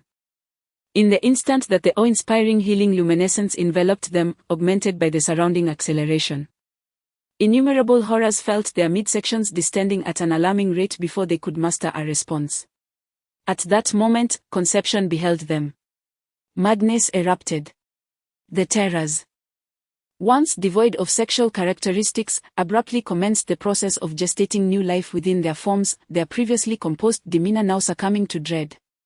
They extended their claws in a futile attempt to sever their engorged shapes, gnashing their teeth in a desperate endeavor to annihilate the nascent entities. Yet, the powerful light of healing swiftly restored their wounds. A profound sense of helplessness surged from the depths of their hearts. They envisioned their future, each destined to embrace motherhood. Some even burdened with multiple offspring. Furthermore, the fervor for procreation began to spread uncontrollably, causing the already fragile rational thresholds of the terrors to yield, thus transforming them into grotesque beings that venerated reproduction. In an instant, the situation escalated. Under the influence of hastened circumstances, within mere moments, the scene spiraled into chaos. All terrors became subservient to procreation, mechanically and unconsciously echoing the primal instincts of nature, mating and reproducing. The right flank of an entire skeletal army was entirely liberated amidst the desolate ruins, devoid of human presence. The imagery transformed into a tumultuous spectacle, beyond articulation. Time continued to accelerate, rendering the ineffable even more incomprehensible. Countless terrors became ensnared in the horrors of reproduction, their abdomens swelling with offspring. When the healing chain finally reached the last terror, allowing it to accomplish its mission of mending the multitude, the scene had devolved into a veritable paradise of procreation. The first affected terrors experienced ruptured abdomens, their newborns eagerly emerging into the embrace of reproduction, only to commence devouring their mother's flesh in a desperate bid to grow into new progenitors. All these newborns shared the same countenance, a pair of endearing large eyes and a singular tentacle as their essence. Chengsha wished for a different reality. Yet his divine power of procreation emanated from the expectant woman encountered in the previous day's food dungeon, a force beyond his dominion. This was the rationale behind his urging the Reaper to prepare for the funeral of the departed. As the regional acceleration subsided and the tentacled newborns consumed all the terrors, they would transform into yet another formidable army, perhaps even more fearsome than the terrors themselves. However, the ruins, recently bereft of numerous terrors, stood as the most suitable domain of death. Song Yuan's final strike would utterly annihilate these abominations, rescuing the 6 of them. This constituted the entirety of Chengsha's scheme. Regrettably, the other teammates ensconced within the confines of the Terror City might not witness such a frenzied spectacle. Chapter 9, The Lament, What reflections occupy your mind when time ceases to advance? If one were to distill the reflections of all esteemed readers, it would likely culminate in a volume aptly titled Criminal Law, for such a treatise indeed exists in reality. In truth, when time stands still, it becomes utterly impossible to ponder anything. Consciousness is inextricably linked to existence, and the quintessence of existence is time. When time crystallizes, existence diminishes, consciousness falters, and one transforms into naught but a statue of flesh and blood. This experience is profoundly unsettling, as those ensnared in the stasis of time may perceive themselves as having succumbed. Yet it may not be as dreadful as it seems, for such individuals likely remain blissfully unaware of their confinement in temporal stasis, uncertain of the passage of time for Chengsha and his companions. It could feel like a mere instant, while for the terrors, it may well appear as an eternity. As the effects of the regional acceleration gradually subsided, Song Yuan, who had been lurking in the shadows behind Chengsha, began to reclaim lucidity of thought. In that ephemeral moment when his cognitive faculties returned, he confronted the ultimate embodiment of death. The cadavers of the terror specters cascaded from above, their lifeless, decaying flesh entwined with innumerable writhing tentacles, inundating this once pristine space. The aura of the deceased enveloped him, dense and palpable, akin to a viscous gel, sending tremors through the very depths of his soul. What caliber of death realm is this? Does such a pinnacle truly exist? If unleashed, could it invoke the authentic deity of death?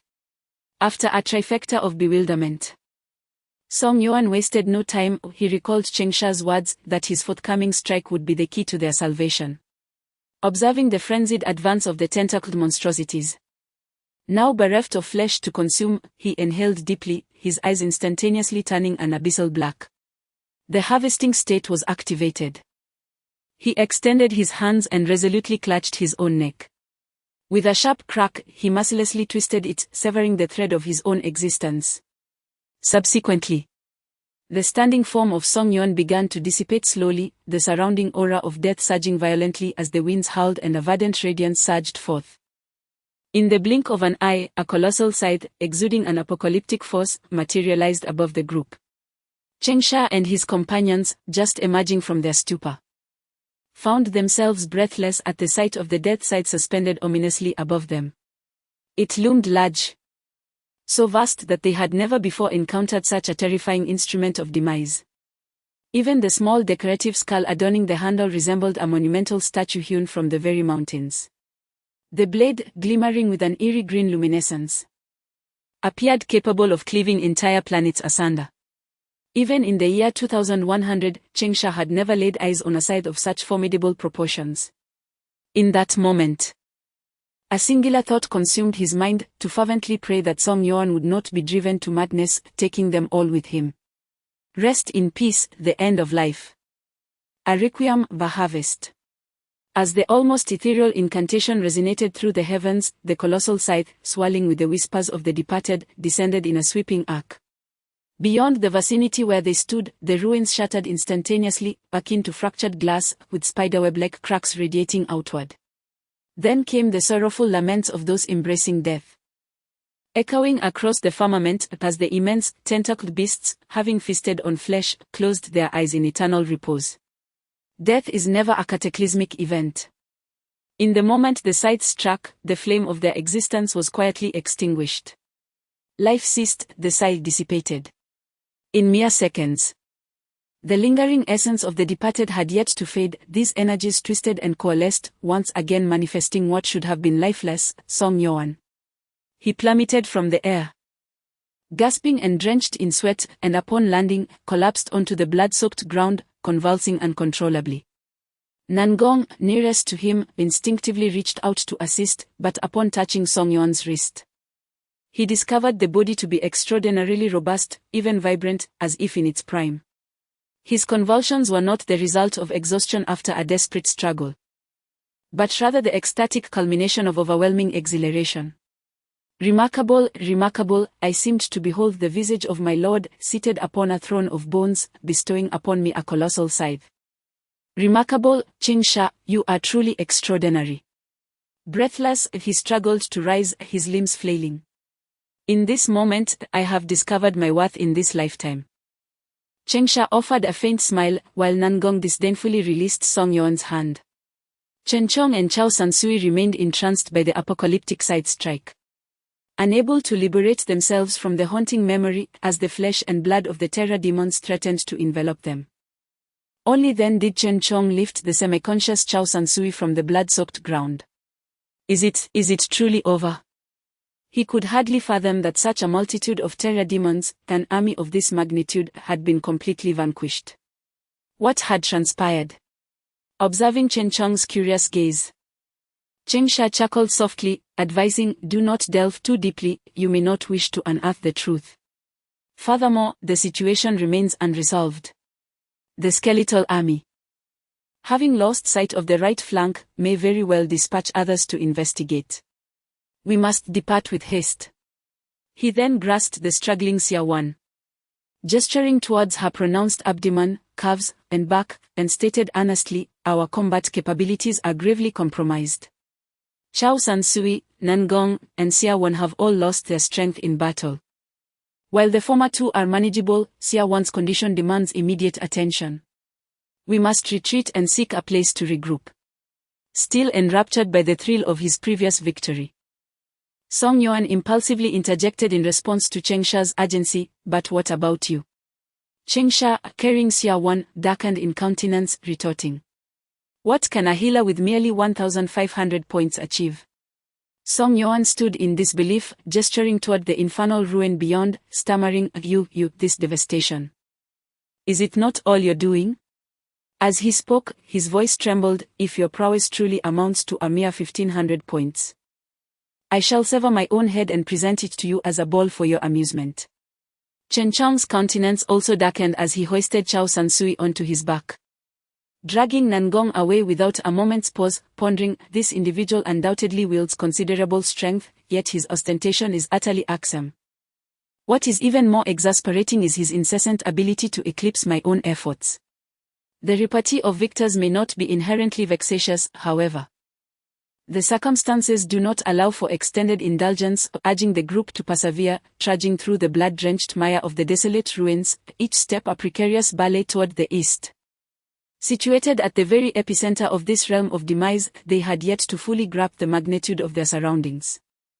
It was only upon emerging from that inferno of flesh and blood that they genuinely recognized the magnitude of Chengsha's achievements. Fragments of flesh, dismembered remains, viscous ichor, and congealed blood surrounded them. They navigated what resembled a grotesque museum, an exhibition of all things sanguine and corporeal, surpassing imagination and continually challenging the sensibilities of any ordinary human. This tableau defies further articulation. In that singular instant, the 5 individuals present attained a profound understanding of the notion of birth. Could this truly be a lawful divine entity? Even Xia Wan, the fervent adherent of birth, found herself overwhelmed by the grotesque tableau before her. The first to succumb to nausea was Nangong, already weakened by self-inflicted wounds.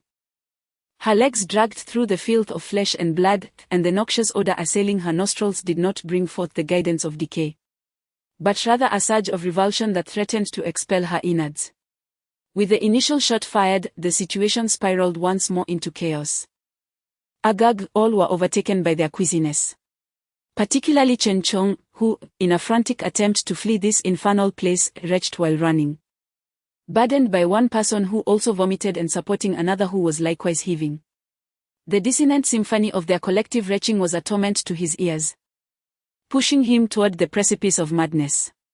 "Xia Wan, you must persevere. This is the work of my Lord guiding you." Ugh. Chengsha sensed a gentle warmth enveloping his shoulder, swiftly succeeded by a tremor traversing his visage. "Your mother must be utterly heartbroken for you," he murmured. Xia Wan, grappling with the fierce turmoil of the life burgeoning within her, feebly responded, "My mother is no more. She sacrificed herself to corruption." This. Chengsha lamented his careless utterances, inwardly berating himself, "I truly merit this fate. Rather than fretting over my mother, one ought to be apprehensive for my daughter. She may soon be ushered into this realm." Chengsha's countenance grew somber as he called out ahead, Chen Chong, prepare yourself.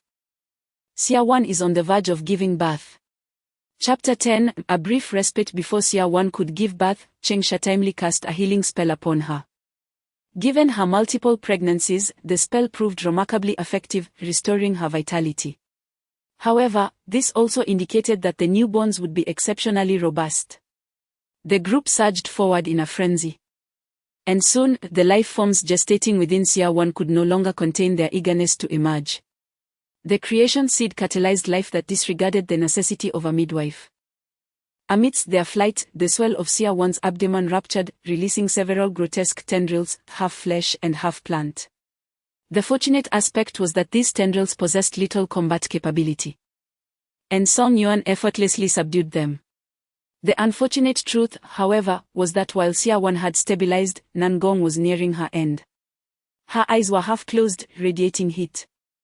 Clearly on the verge of death. The wounds in her ribs and abdomen still emanated the scent of decay, and her breaths were shallow. If this continues, Nangong will perish. Having just endured the harrowing experience of life and death, and with more than half a day of trials still ahead. None in the team wished to witness a reduction in their ranks at this critical juncture. After withstanding the onslaught of the Terror Army, it would be a profound loss to succumb here. Chen Chong came to an abrupt stop, unceremoniously releasing the unconscious Chao Sansui from his back. He turned to Chengsha and declared, Nangong's body can no longer withstand the rigors of gestation. You, mage, invoke your mystical powers to extend her life. Chao Sansui desired to extend his assistance, however, he was a mage, not a cleric or bard, and thus devoid of the extensive array of supportive spells. Chengsha beheld the sorrow etched upon the countenances of those gathered and let out a deep sigh, retrieving a diminutive red vial from his private collection. What is this?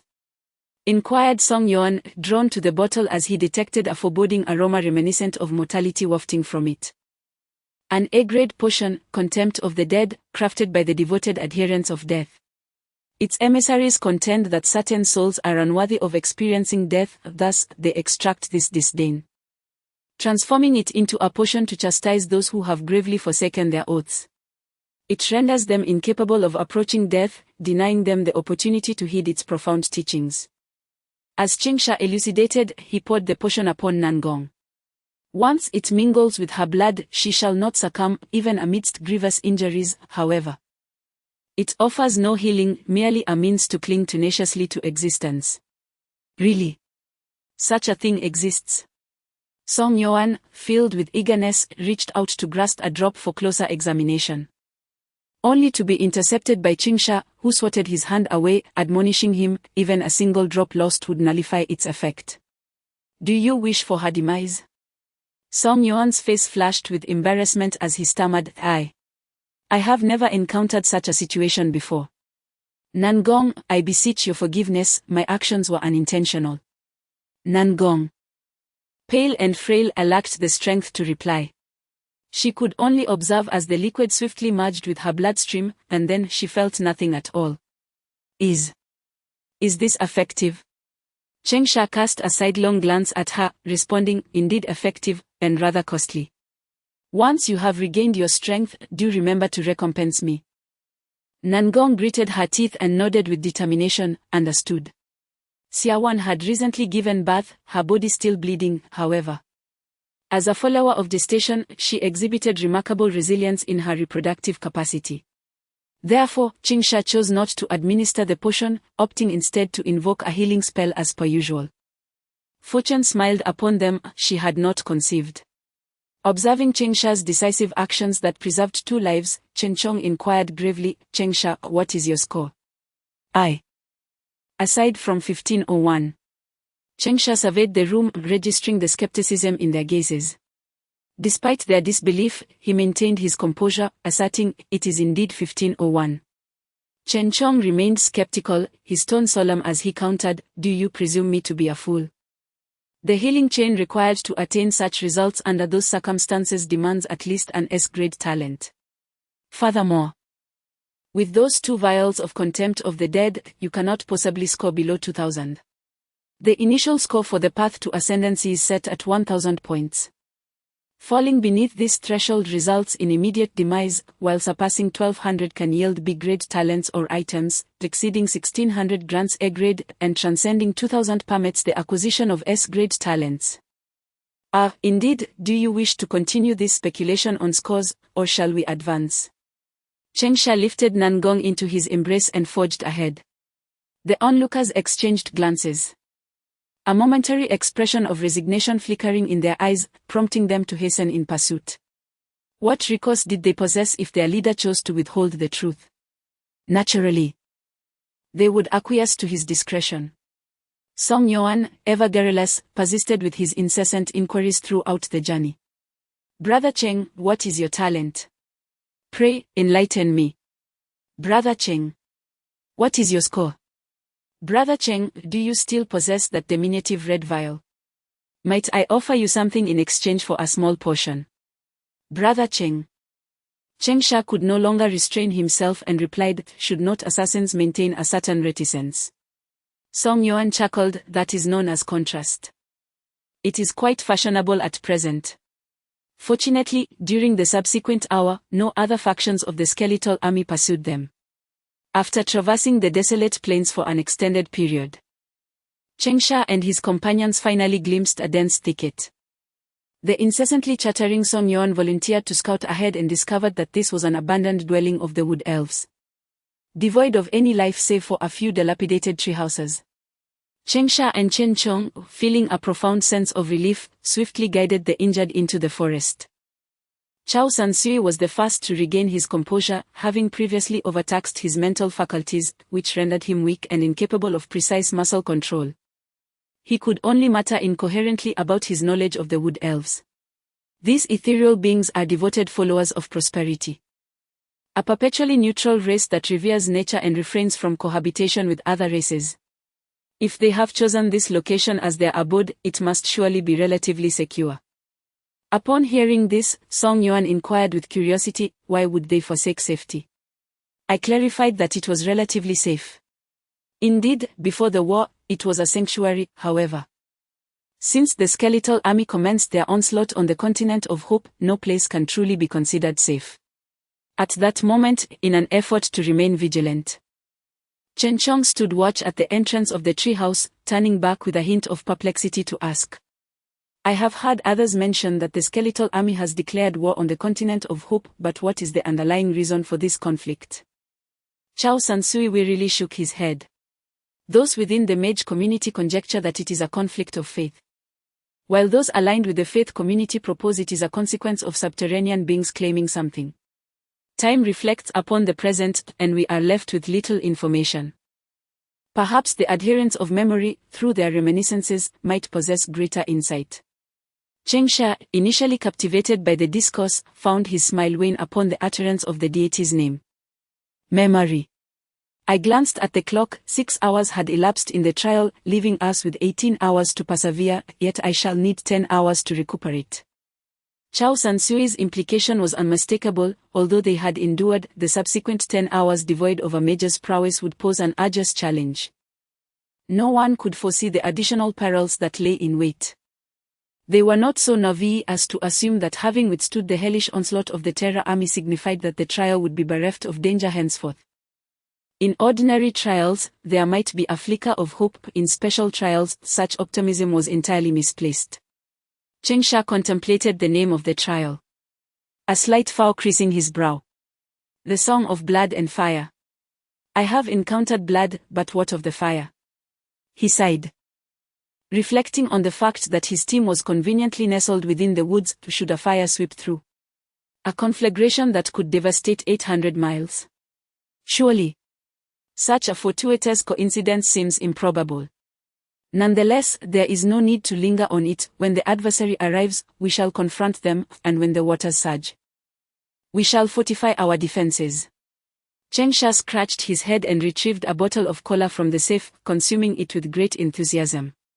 Upon witnessing this, Song Yuan found himself at a loss for words. Brother Cheng, every inch of space is invaluable. Was this your choice? Chengsha, with a grin, gestured towards Chen Chong, stating that since Chen Chong possessed liquor, what harm was there in a few bottles of cola? If one were to lose Kola, what joy would remain? Chen Chong did not turn around, yet his vigorous nodding conveyed his hearty agreement. Indeed, Song Yuan also had drinking water in his safe. But that was solely for life-sustaining hydration in dire circumstances, significantly less delightful than the exquisite taste of Kola. Observing Cheng Sha's refreshing indulgence, he found himself swallowing unconsciously. "Brother Cheng, do you have any more Kola?" Observing the enthusiasm etched upon his face, Cheng Sha silently retrieved 5 additional bottles. "Brother Cheng, your storage cannot be entirely consumed by Kola, can it?" Cheng Sha raised an eyebrow, remaining silent. Song Yuan felt a surge of elation. For his cherished space was not squandered. He swiftly selected a bottle, ensuring to share the remainder with his companions. It soon became apparent that savoring a sip of Kola amidst the tumult of battle was truly exhilarating. Everyone basked in the moment. Even Nangong, who could scarcely move, managed to sip a few times with Cheng Sha's assistance. The target in the woods loomed too expansive.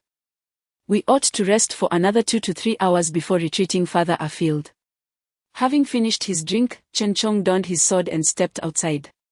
Vigilance was his duty, for he was an ardent adherent of the lawful order. Xia Wan and Song Yuan sat quietly indoors, tending to the injured while occasionally resting their eyes. Yet, as soon as Song Yuan closed his eyes, a wave of drowsiness enveloped him. This gentle and comforting fatigue instilled no desire for resistance. Clatter. Song Yuan, who had been seated on the ground, slumped over, and the wounded in the room also gradually closed their eyes, drifting into slumber. Just as everyone succumbed to sleep, Cheng Sha suddenly opened his eyes, the glimmer of mischief dancing within them. TSK, daring to indulge in any beverage, they must not have endured enough hardships. Chuckling, his gaze shifted toward Nangong. Chapter 11, Sleep Therapy and Meteoric Descent. Chao Sansui found himself ensnared in a vivid dream. In this ethereal realm, his ladder of audience had attained a remarkable score of 200 points, propelling him to the pinnacle of achievement, where he was summoned by the true god of time. As he humbly bowed in reverence, prepared to receive the divine benediction, a formidable demon suddenly thrust him aside, usurping his rightful place to receive the sacred gift. A blaze of fury ignited within him, and in a tempest of rage he jolted awake. "Cursed be him," he roared, rising abruptly, only to discover his teammates gazing at him in astonishment, their expressions tinged with bewilderment. Chapter 12, The Battlefield of Time. What? Chen Chong was momentarily taken aback, sensing the atmosphere around him warp and grow warmer. He hurried his steps, incredulously exclaiming, "The fear demon has been vanquished." "What purpose does an ambush serve?" Cheng Sha retorted, "Perhaps Hope Island remains oblivious to the demise of the fear demon army. This would elucidate the rapidity of our engagement in this trial. We should now be immersed in a symphony of blood and fire. We have endured for 24 hours amidst the onslaught of the fear demon army and the meteor shower." Chapter 13, The Choice of Destiny. The meteor shower is regarded as a forbidden incantation due to its extraordinarily prolonged duration, capable of annihilating all life within its vicinity, even carving the earth to a depth of 3 feet. Under ordinary circumstances, no spellcaster of any lineage could endure such colossal magical expenditure. However, the meteor shower stands as an exception, for it is not a mere creation but a summoning. The immense sun on the horizon is indeed a tangible entity. This formidable sun, referred to as the Wrath of Abomination, originates from the domain of chaos. Chapter 14, Is Destiny a Cruel Mistress? Time briefly rewound to the moment when Cheng Sha uttered the words, "Destiny is a cruel mistress." Above the skies of Hope Island, in a realm beyond mortal reach, 3 pairs of eyes simultaneously opened. The first pair possessed heterochromatic pupils, the left eye blazed with flames, while the right flowed like crimson rivers. Upon opening its eyes, a rapturous symphony erupted in the void, each note stirring the soul and igniting a fervor for battle. "This is my trial, you have transgressed the boundaries." Chapter 15, The trial concluded prematurely, drawing upon insights gathered from the experts within the Mage Channel, alongside my own observations throughout the trial. certain truths can be established. Hope Island appears to be the largest expanse within the trial grounds. This land has witnessed the rise and fall of myriad nations and factions, among which the most illustrious, and those that dominated during the trial's backdrop, are several significant theocratic powers that have endured for millennia. These include the Natural Alliance, which venerates the essence of life, the Grand Tribunal, which champions order, and those who seek the elusive truth. Chapter 16, Surviving the Cataclysm in Reality. Within a desolate parking lot in an unfamiliar province, Chen Chong gradually opened his eyes, gazing at the familiar canopy of a vehicle, sighing with a blend of emotions. He had survived yet again. Moreover, he had been bestowed a second A-grade talent as a reward for his trials. Acquired talent, Fortress Under Siege, A, Warrior Class Talent. All defensive effects enhanced by 25 when employing shield skills. As a player boasting 1600 points, alongside the 2 initial talent slots, he now possessed 2 additional slots available for substitution. Chen Chong remained silent. Chapter 17, Chat Channel, Region, Faith, and Profession. Whenever a special trial concludes, Chengsha would linger in the chat channel for a time to gather insights. Amidst the cacophony of disjointed and convoluted information, the majority consisted of trivial grievances and complaints, with only a scant few morsels of valuable insight deserving of a fleeting glance. However, whether one retains these insights often hinges upon their mood. He initially accessed the regional chat, which encompasses players from the nearby vicinity. Just yesterday, over 7,600 were online, but that number had now dwindled to a mere 6,400. The chat displayed only the content of the messages, omitting any identifiers, leaving the participants unaware of the identities of those engaged in discourse. Chapter 18, A week passes, and the trials resurface as the title suggests. Over the course of these 7 days, the perpetually cheerful Xie Yang, buoyed by a promise from the prophetic young lady, aided Chengsha in acquiring an A-grade weapon. In truth, Chengsha had no desire for a weapon. Instead, he sought a few golden pocket watches. However, Xie Yang deemed the worth of the golden watches inferior to that of the once coveted potion bottles, thus insisting on procuring a weapon for him. Faced with Xie Yang's unwavering determination, Chengsha acquiesced and casually mentioned a mage's weapon for him to obtain. When Xie Yang learned of Chengsha's need for a mage's weapon, he was momentarily taken aback. Chapter 19, The Prophecy of the Enigmatic Girl. Chengsha turned to regard Bai Ling for an extended moment, and coupled with the unsettling smile adorning his lips, it led Bai Ling to a misinterpretation. She playfully cast him a flirtatious glance, believing she had encountered a kindred spirit.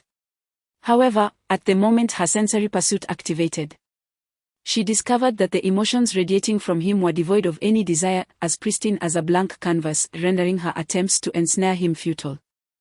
While her smile remained intact, internally, she had assigned Chengsha a label, eunuch or gay. Naturally, Chengsha remained oblivious to this misunderstanding as he became aware of his surroundings. Chapter 20, The Adherents of Chaos. Forgotten Doctor.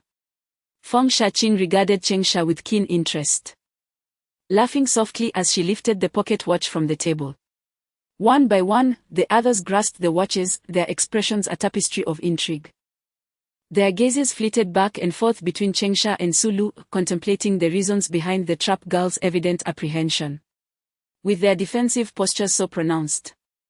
It was perplexing that this individual named Chengsha dared to confront the situation so boldly, seemingly eager for all to acknowledge the tension between him and the trap girl.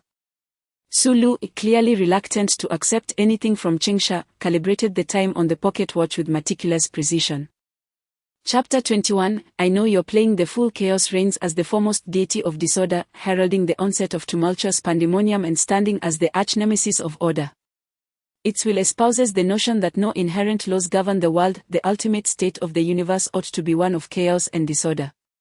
Consequently, players who revere this deity often find their minds influenced by its will, resulting in a semblance of abnormality. Should one seek to identify the most popular players, followers of order would undoubtedly reign supreme. Conversely, when selecting the least favored, adherents of the deities of corruption, oblivion, and folly would rank lower than those of chaos. Chapter 22, A Circus. Indeed, a circus. Upon reopening his eyes, Qingsha found himself perched in a high tier of a circular audience. His gaze transfixed upon the multitude of heads below and the central stage, his ears enveloped by the sounds of exuberant cheers and laughter. On the stage, 7 or 8 extravagantly attired giants were executing breathtaking acrobatics. This is. As teammates gradually regained consciousness, they gasped at the spectacle, a circus. Alas! The order is quite overwhelming. Wow, they are remarkably large. Chapter 23, The Dwarfs of the Lion dance shortly thereafter. They encountered a blushing Luck descending from a row of seats. He scrutinized the seemingly curious believer before him, intrigued by the recent skirmish. Unfortunately, Luck had tidied herself impeccably, leaving no visible traces of the chaos. Boss, have you made any discoveries? I found one of your kind. Luck seemed unfazed, yet she feigned astonishment, covering her mouth and inquiring, is my skill superior to yours? Qingsha pondered whether his own sensitivity was perhaps excessive. Chapter 24, The Freedom of XP for All. As soon as the words escaped his lips, a cacophony of fragmented agreement resonated around them. Yok turned in astonishment, his expression revealing that he seemed to have discovered a kindred spirit. Yet, in an instant, his gaze sharpened, scrutinizing Qingsha as though he were a rival. This Mr. Yok undoubtedly possesses a wealth of stories to share. What sort of encounter could give rise to such a narrative, or rather, an incident? Qingsha felt a certain reluctance to probe further. He was convinced that he had unraveled the enigma. Chapter 25, The Invitation from Feng Shaqing. They found themselves in a cramped storeroom, brimming with an assortment of cleaning implements.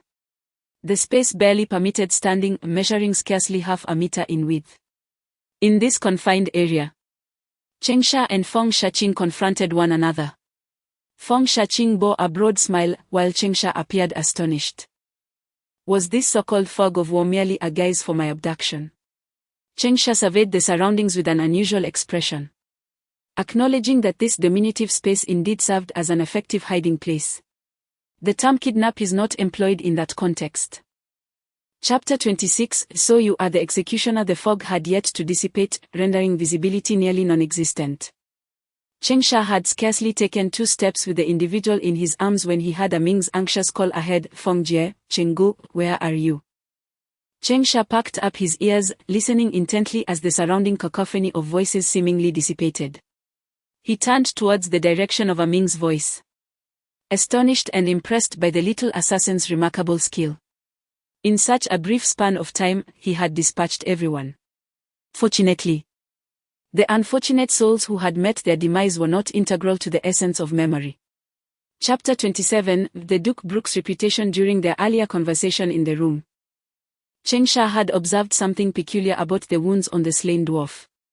They did not resemble the sharp instruments typically wielded by assassins but were more akin to blunt-edged tools. For instance, Qingsha glanced around momentarily and then kicked out a bloodied knife from beneath the bed. Given the knife's length and size, it appeared to be a weapon belonging to the dwarf's battle knife. However, some may firmly contend that everyone would not linger here for long, thus rendering the handling of the situation rather casual. Chapter 28, The Murder at the Banquet. Feel it, this blood is still warm. He has just passed away. And I have been here with you throughout the entire ordeal. How could I have possibly had the chance to take his life? Yet, he met his end in the very room you orchestrated. You are the architect of this calamity. The man exhaled deeply and continued, Well, even if I had indeed slain him, would that not be for the greater good? He is no more, and there are no longer any impediments between us. He may have perished, but not at this moment. You have shattered everything. What do you mean by everything? Dirar, are you concealing something from me? You have undergone a transformation of late. Chapter 29, The Demise of Qingsha. It is rather peculiar, there is an absence of sorrow in Qingsha's gaze. Or perhaps he simply remains indifferent to Bai Ling's demise. He fervently accelerates his metabolism, striving to obliterate the adverse effects with the enchantment of time. Unfortunately, The tangible world does not adhere to the rules of a turn-based game. While Chengsha grapples with his plight, the gods remain unyieldingly vigilant. As a vocalist, inflicting detrimental states upon adversaries is his specialty, and he persistently weaves his spells, constraining Chengsha's already limited realm of survival. It is not long before Chengsha begins to succumb to the mounting pressure. Chapter 30, The Great Detective. Chengsha. Time rewinds back to the wardrobe. At that moment, Chengsha quietly uttered, "Do not panic, subdue him," and then gently patted Bai Ling's shoulder. Just as Bai Ling perceived this as a gesture of comfort, a diminutive vial of potion slipped from Chengsha's fingertips, landing precisely on her chest, perfectly nestled in between. Bai Ling was taken aback and glanced downward. She beheld the inscription on the vial, potion name, A Contempt of the Dead. Once ingested, you shall not truly perish for the duration of its effect. Chapter 31, The Demise of Huangbo and the Final Threshold. It is indeed you, Huangbo. What has become of the true Aiming? How could this transpire? My dear boss, this. Chengsha beamed as he grasped the potion in his hand, a wave of relief washing over him. The words of confession were, undoubtedly, fabrications. Apart from Chengsha, only 4 others were present. The sacrifice to the void could not possibly be set into motion. Yet, this does not preclude it from eliciting the words. Within the realm of the tangible resides the intangible, and therein lies the key to triumph. Chengsha's intricate scheme unfolds. Chapter 32, A Tale, and the Second Final Door. What? Bai Ling, taken aback, stood behind him. Chengsha, filled with excitement, exclaimed, "Bai Ling, he mentioned the broker. Could it be that the guards are unaware of the identities of those dwarves, only recognizing this ring?" Bai Ling, not one to be easily deceived, swiftly comprehended Chengsha's insinuation. If the guards engaged the dwarves through a broker, they would likely remain oblivious to the dwarves' appearances or identities, at the very least. They would not possess all the particulars. Moreover, the dwarves in the servants' quarters evidently lacked such. Chapter 33, Everything is a choice of fate. What troubles you? Chengsha rolled his eyes, his disdain unmistakable. Feng Shaqing, taken aback by Su Lu's vehement reaction, inquired with curiosity, "How can you be so certain this is a falsehood?" Su Lu, you have witnessed Chengsha's entire reasoning process. Should you possess any doubts, feel free to articulate them. There is no need for such theatrics. Observing Su Lu's hesitation, Feng Shaqing perceived that she harbored something within and thus gently urged her, "Speak your mind, we still have ample time." Chapter 34, The Dawn That Pierces the Night. In an apartment nestled in an undisclosed province, Bai Ling awoke in bed, basking in the gentle warmth of sunlight streaming through the window onto her cheek. She raised her hand to caress her face and pinched herself sharply. Pain. She was alive. The final door was indeed real. She had returned to life. A fleeting moment of joy ignited in her eyes, laughter escaping her lips. Yet soon the smile became frozen upon her visage, gradually waning into oblivion. She gazed vacantly at the immaculate white ceiling. Chapter 35, Deception. Chengsha opened his eyes, coming to the realization that he was not atop the edifice. His heart plummeted. His initial thought was, could it be that he had erred? Was Su Lu's assertion indeed the truth? However, as he found himself amidst the stars, his previous uncertainties evaporated. He was not mistaken. His form had simply been transported by an enigmatic force. This power had been mentioned by other players in prior trials. It was said that when a deity favored one of their adherents, they would, upon the trial's conclusion, manifest in a manner understandable to humanity. Chapter 36, The Beginning of Destiny and the Game of Memory. Who was that just now? Did you not discern their identity? Chengsha furrowed his brow, immersed in contemplation. He had indeed deduced, upon recognizing the figure before him as his benefactor. He came to the realization that the earlier entity was likely another deity from the path of nihility, known as fate. They bore strikingly similar appearances, forms, and ethereal resonances. With the only divergence lying in their temperaments, one was aloof, while the other was effervescent. It appears you have unraveled the mystery. Chapter 37, The significance of the faith game. Had the emissaries of the descending faction been present, they might have recorded this extraordinary moment for posterity. It was a scene deserving of historical commemoration. Humanity, mere playthings of the deities, had its inaugural chance to pose a query to a divine entity. In previous special audiences, the deity had solely articulated their will, and the followers, aside from bowing their heads in acceptance of nebulous accolades, had remained utterly mute. However, today was markedly different. Both parties engaged in dialogue exuded palpable enthusiasm, with each displaying remarkable eloquence. Chapter 38, Observations from the chat channel and the new trial. This time, Chengsha refrained from offering even a single bottle. Consequently, he faintly overheard what appeared to be an altercation emanating from the adjacent building during the night. Undoubtedly, it was the follower of fate who monopolized the discourse, while Seeyong incessantly donned sycophantic smiles. Amidst the nauseating laughter of the flatterer, Chengsha succumbed to a tranquil slumber. Upon languidly awakening the following noon, he began to peruse the chat logs across various channels. The faith channel remained unchanged, rife with deceit, rendering any further scrutiny a mere exercise in futility. The regional channel oscillated between casual leisure and competitive scoring, filled with domestic trivialities. Chapter 39, This elite match. The bed, the furnishings, the expansive floor-to-ceiling windows, the balcony, a gentle breeze floated through the window frame, curiously exploring every nook of the room. Tenderly caressing the curtains and playfully tousling his hair, its warmth a delightful intoxication to the senses. Chengsha felt a light tickle in his hair and abruptly opened his eyes to find himself resting upon a plush bed. Is this a hotel room? He sat up in astonishment, surveying his surroundings. The room was spacious, yet entirely solitary, just him. A surge of unease coursed through Chengsha, and he slightly furrowed his brow. Chapter 40, Do you fancy my Adam's apple? Here, take it 2502. Upon hearing this score, Chengsha's enthusiasm was abruptly extinguished. Another competitor had achieved a score exceeding 2,400. With one even surpassing 2,500. The silver lining, the plethora of formidable contenders. The downside, an overwhelming number of exceptional players. It appeared that the scores of participants in this competition were remarkably elevated. And what was his score once more? He remembered the traveler as a mage of memory, which faithfully recorded all occurrences, standing resolutely against the forces of deceit. Chapter 41, You do not seem a follower of chaos. Yun Enai cast a sidelong glance at Chengsha, her voice gritty and raspy as she remarked. You display remarkable orderliness, devoid of frenzy, unlike a follower of chaos. You are merciful and do not inflict harm upon others, even less so a follower of annihilation. Chengsha continued to jest.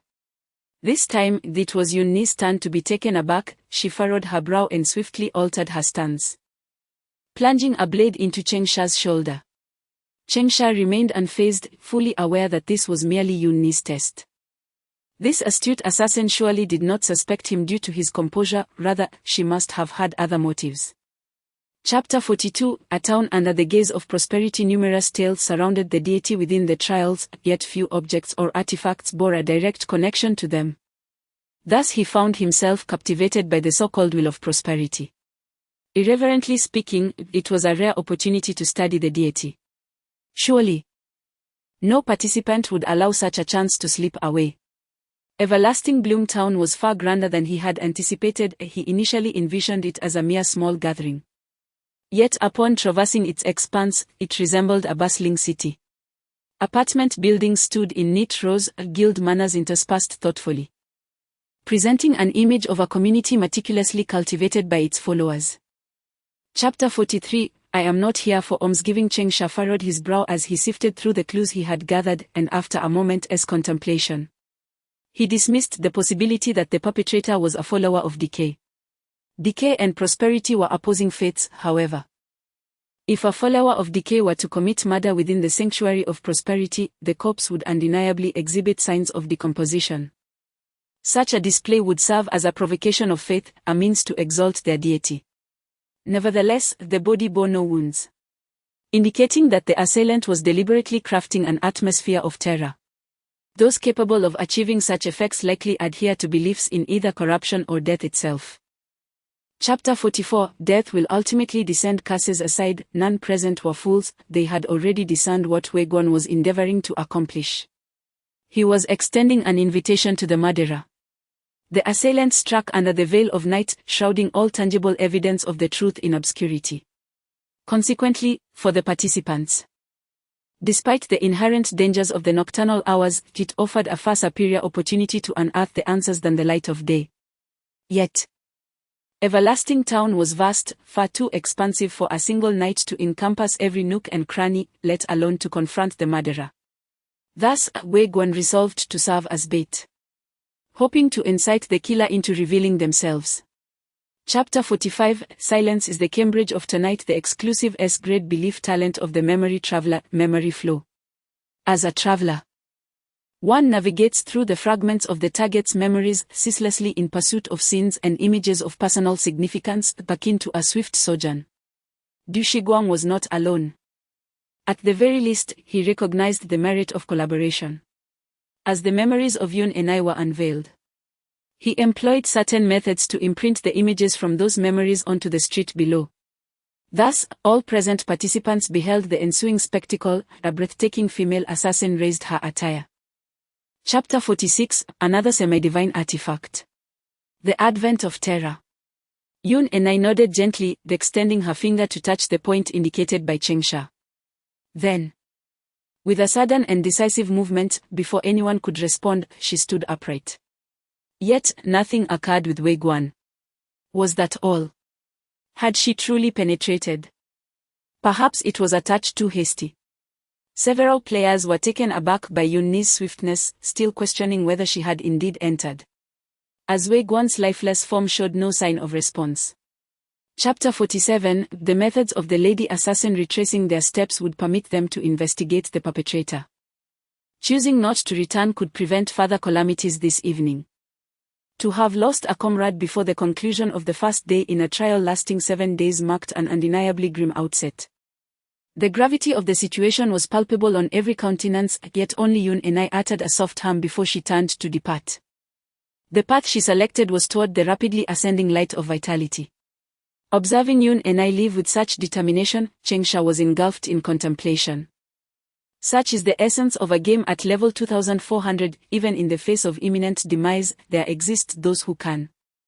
Chapter 48 The Sudden Judgment. The assassin's lament amidst the players' somewhat crude maneuvers. A peculiar scene unfolded within the nocturnal inn. Several men, their faces ashen, pursued a woman. Yet this woman navigated the inn's corridor, dashing into each room she passed, only to re-emerge, visibly agitated. The duration was fleeting, and no sounds emanated from the silent chambers. Yet upon entry, one would discover that the guests on the beds had mysteriously vanished. The belongings within the room lay in disarray. Yet not a single item had been taken. Such behavior. Chapter 49 Guests. Please remain calm. It is evident that the judges of the Grand Tribunal have become cognizant of the players' presence. Regardless of their motivations for ceasing their pursuit, the individuals, possessing a keen sense of self-awareness, decisively abandoned their subsequent actions and returned to their quarters with somber expressions. The evening spectacle concluded at the cost of a second life. Shrouded in the survivor's dread, Feng Zhu and Du Shiguang approached the same room, their chaotic auras noticeably bypassing Chengsha.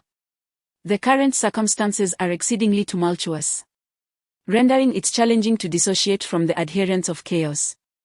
Chapter 50 Starkly different reactions. As he opened his mouth, the sacred light of order enveloped all present. Some of you may recognize me, while others may not have encountered me previously, yet that bears little significance. You are likely aware of the purpose of the Grand Tribunal's presence. Malevolence flourishes in Everbloom Town, with transgressors audaciously stripping the residents of their right to embrace prosperity under the cloak of night. This despicable and sordid misdeed not only tramples upon the faith of the Natural Alliance but also provokes the authority of the Grand Tribunal. With order reigning supreme, judgment is inescapable. Chapter 51 The escalating difficulty of trials. Is this truly the semi-artifact that kills invisibly? Chengsha could not help but ponder this as he surveyed the scene. though the dagger was tightly grasped in the hands of the ascetic. He could barely maintain his hold on the semi-artifact, his entire body quaking in unison with the dagger. Observing the bloodshot hue of his eyes and the fervor etched upon his face, Chengsha genuinely feared for his well-being. The Grand Tribunal is just downstairs and may uncover this place at any moment. Withdraw your domain, and I shall assist you. Chengsha's earnest plea was met with the same steadfast silence. The ascetic's condition remained unchanged. Chapter 52, The Trump Card when a semi-artifact, capable of jeopardizing the sanctity of faith, falls into the possession of the Grand Tribunal. Do you suppose they would deign to share it to aid players in deciphering the trial's enigmas, even for a mere fleeting moment? The response is unequivocally evident, no. However, after acquiring the dagger, Emochoshan refrained from immediately concealing it, rather, he brandished it before the intrepid onlookers as if to showcase his prize. Observing this, Fengju's gaze sharpened, for it did not appear to be mere ostentation over his spoils. A judge from the Grand Tribunal also. Chapter 53, The lively night. Naturally, Chengsha remained oblivious to the fact that Du Shiguang had extended an invitation to Fengju for a midnight celebration. At that moment, he was engaged in conversation on the inn's ground floor, mingling with those inebriated souls who frequently shared libations with the bard. They seemed utterly indifferent to the demise of their drinking companion, their attention solely fixated on whether the day's drinks were discounted. Following the usual scheme, Chengsha pilfered beverages from neighboring tables in exchange for tales. As the libations flowed freely, several intoxicated patrons embellished their narratives of camaraderie with the bard. Adius is a seasoned wayfarer. Chapter 54, No infighting here. Chengsha deduced that the person who had summoned him was the perpetrator. For at the instant he laid his hand upon the servant's chest, he distinctly perceived that the latter was not but a mere flesh and blood marionette. The marionette's capacity to obscure the distinction between reality and illusion is astonishingly potent. It is conceivable that even a different individual might struggle to detect any anomalies. Nevertheless, Chengsha is no ordinary being, he has encountered a multitude of individuals. That expression appears somewhat clumsy. To articulate it more eloquently, he possesses a profound comprehension of the human form. Yet, that still seems slightly imprecise. Regardless, the essence remains sufficiently clear for those who possess understanding. Chapter 55, The True Culprit Behind the Scenes. These azure tendrils of memory tugged at the innermost recesses of the ascetic's mind, slicing through his cognition with the precision of a surgeon's scalpel, gradually reconstructing his understanding. In the blink of an eye, he became oblivious to his purpose and the identities of Du Shiguang and Fengju, standing there with a vacant expression. 15 seconds. Time is of the essence. Upon hearing Du Shiguang's urgent call, Fengju jolted back to reality and swiftly grasped the moment of fear. He discerned that the semi-artifact's struggles were not particularly fierce. Far from the kind that could propel a person away. Although doubts lingered in his mind, he opted for prudence and prepared to act once more. Chapter 56, The Astonishing Truth. Chengsha appeared perplexed. What do you mean by his own? The innkeeper patiently clarified. Baduza's mentor was Zangel, the esteemed leader of the alchemical school of the Tower of Essence, a discipline celebrated for its profound mastery and remarkable advancements in creation and puppetry. Other schools, motivated by diverse interests, conspired to assassinate Zangel before he could reveal his latest discoveries. Consequently, Adius, stripped of his mentor's protection, became a fugitive scholar. Chapter 57, You are his followers. Madness. This assembly is entirely unhinged. Chengsha knitted his brow and cautiously retreated 2 steps. They are undoubtedly adherents of war, intent on plunging the entire continent of hope into the chasm of strife. However, on this basis alone, he could not conclusively determine whether the sacrificial tribute to death originated from this faction of madmen or from Mosias himself. Hence, Chengsha inquired once more, what leads you to believe I am particularly suited for your designs? Senosli abruptly raised his head. His eyes locked with unwavering focus upon Chengsha. Chapter 58, The Vanished Memories. Returning to the inn was a straightforward endeavor. He simply had to emerge from the cave's exit. Senosli's preparations were thorough, he had even affixed a map of the exit to the wall. Apprehensive that the arrangement, secured at the peril of death, might falter. However, the crux of the matter was that this accord bore no assurances. For Chengsha, it possessed no binding authority. Even if he were to reconsider and abscond with the moment of fear and the alchemical notes, it appeared that these fledgling adherents of chaos would be utterly incapable of intervening. Nonetheless, Chengsha harbored no intention of rescinding his decision, nor could he. Chapter 59, Drunkenly dreaming of death. When confronted with a challenging problem that offers multiple solutions, individuals often gravitate towards the most straightforward one. Unbeknownst to them, in their pursuit of simplicity, they inadvertently complicate the matter at hand. Yet, Tero found himself at a loss. The remaining solutions lay solely in the hands of Fengju and Mosias. In terms of accessibility, Mosias undoubtedly stood as the more approachable option compared to Fengju. Given that Fengju has been branded a murderer, it is certain that both the Law Enforcement Bureau and the Grand Tribunal are exercising the utmost vigilance over him, rendering the prospect of an encounter nearly impossible. Chapter 60, The Fourth Day. Mosias, you are not the answer. Wegwon met his untimely demise upon the streets. Slain by Adius. Yun and I perished within the confines of a chamber apprehended by the Grand Tribunal. The ascetic fell victim amidst the tumult of battle. The perpetrator who exploited the chaos remains elusive, his identity obscured, as no one seems to recall him. Du Shiguang also succumbed at the hands of the Grand Tribunal. Though this is merely based on witness accounts, which cannot guarantee precision. Fengju has been captured and likely has not yet met his end. Each player's demise is singular and distinct. Chapter 61, Dialogue in the dungeon. When Chengsha, clad in unremarkable attire and shrouded by a hood to conceal his visage, arrived at the Law Enforcement Bureau's prison, no staff member dared to obstruct his passage. For in his possession lay a brooch belonging to Mosias, the esteemed judge, which served as the highest form of authorization.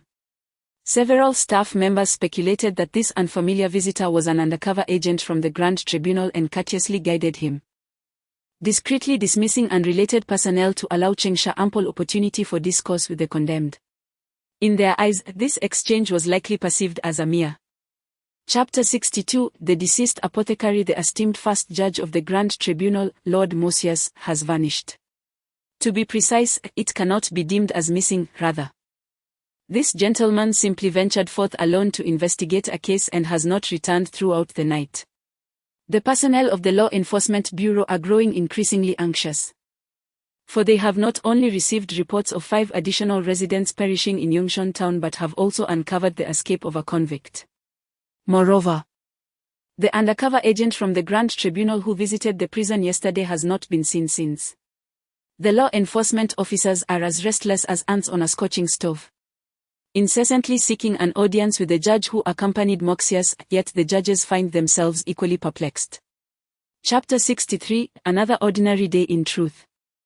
Within a vast laboratory in an undisclosed province, Wegwon opened his eyes, unperturbed, and casually glanced at the clock on the table.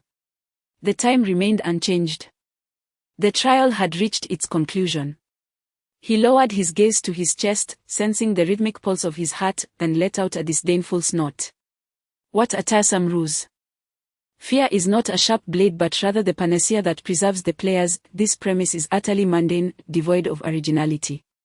In the desolate laboratory, no one responded, only his echo reverberated through the stillness. He rose from his seat.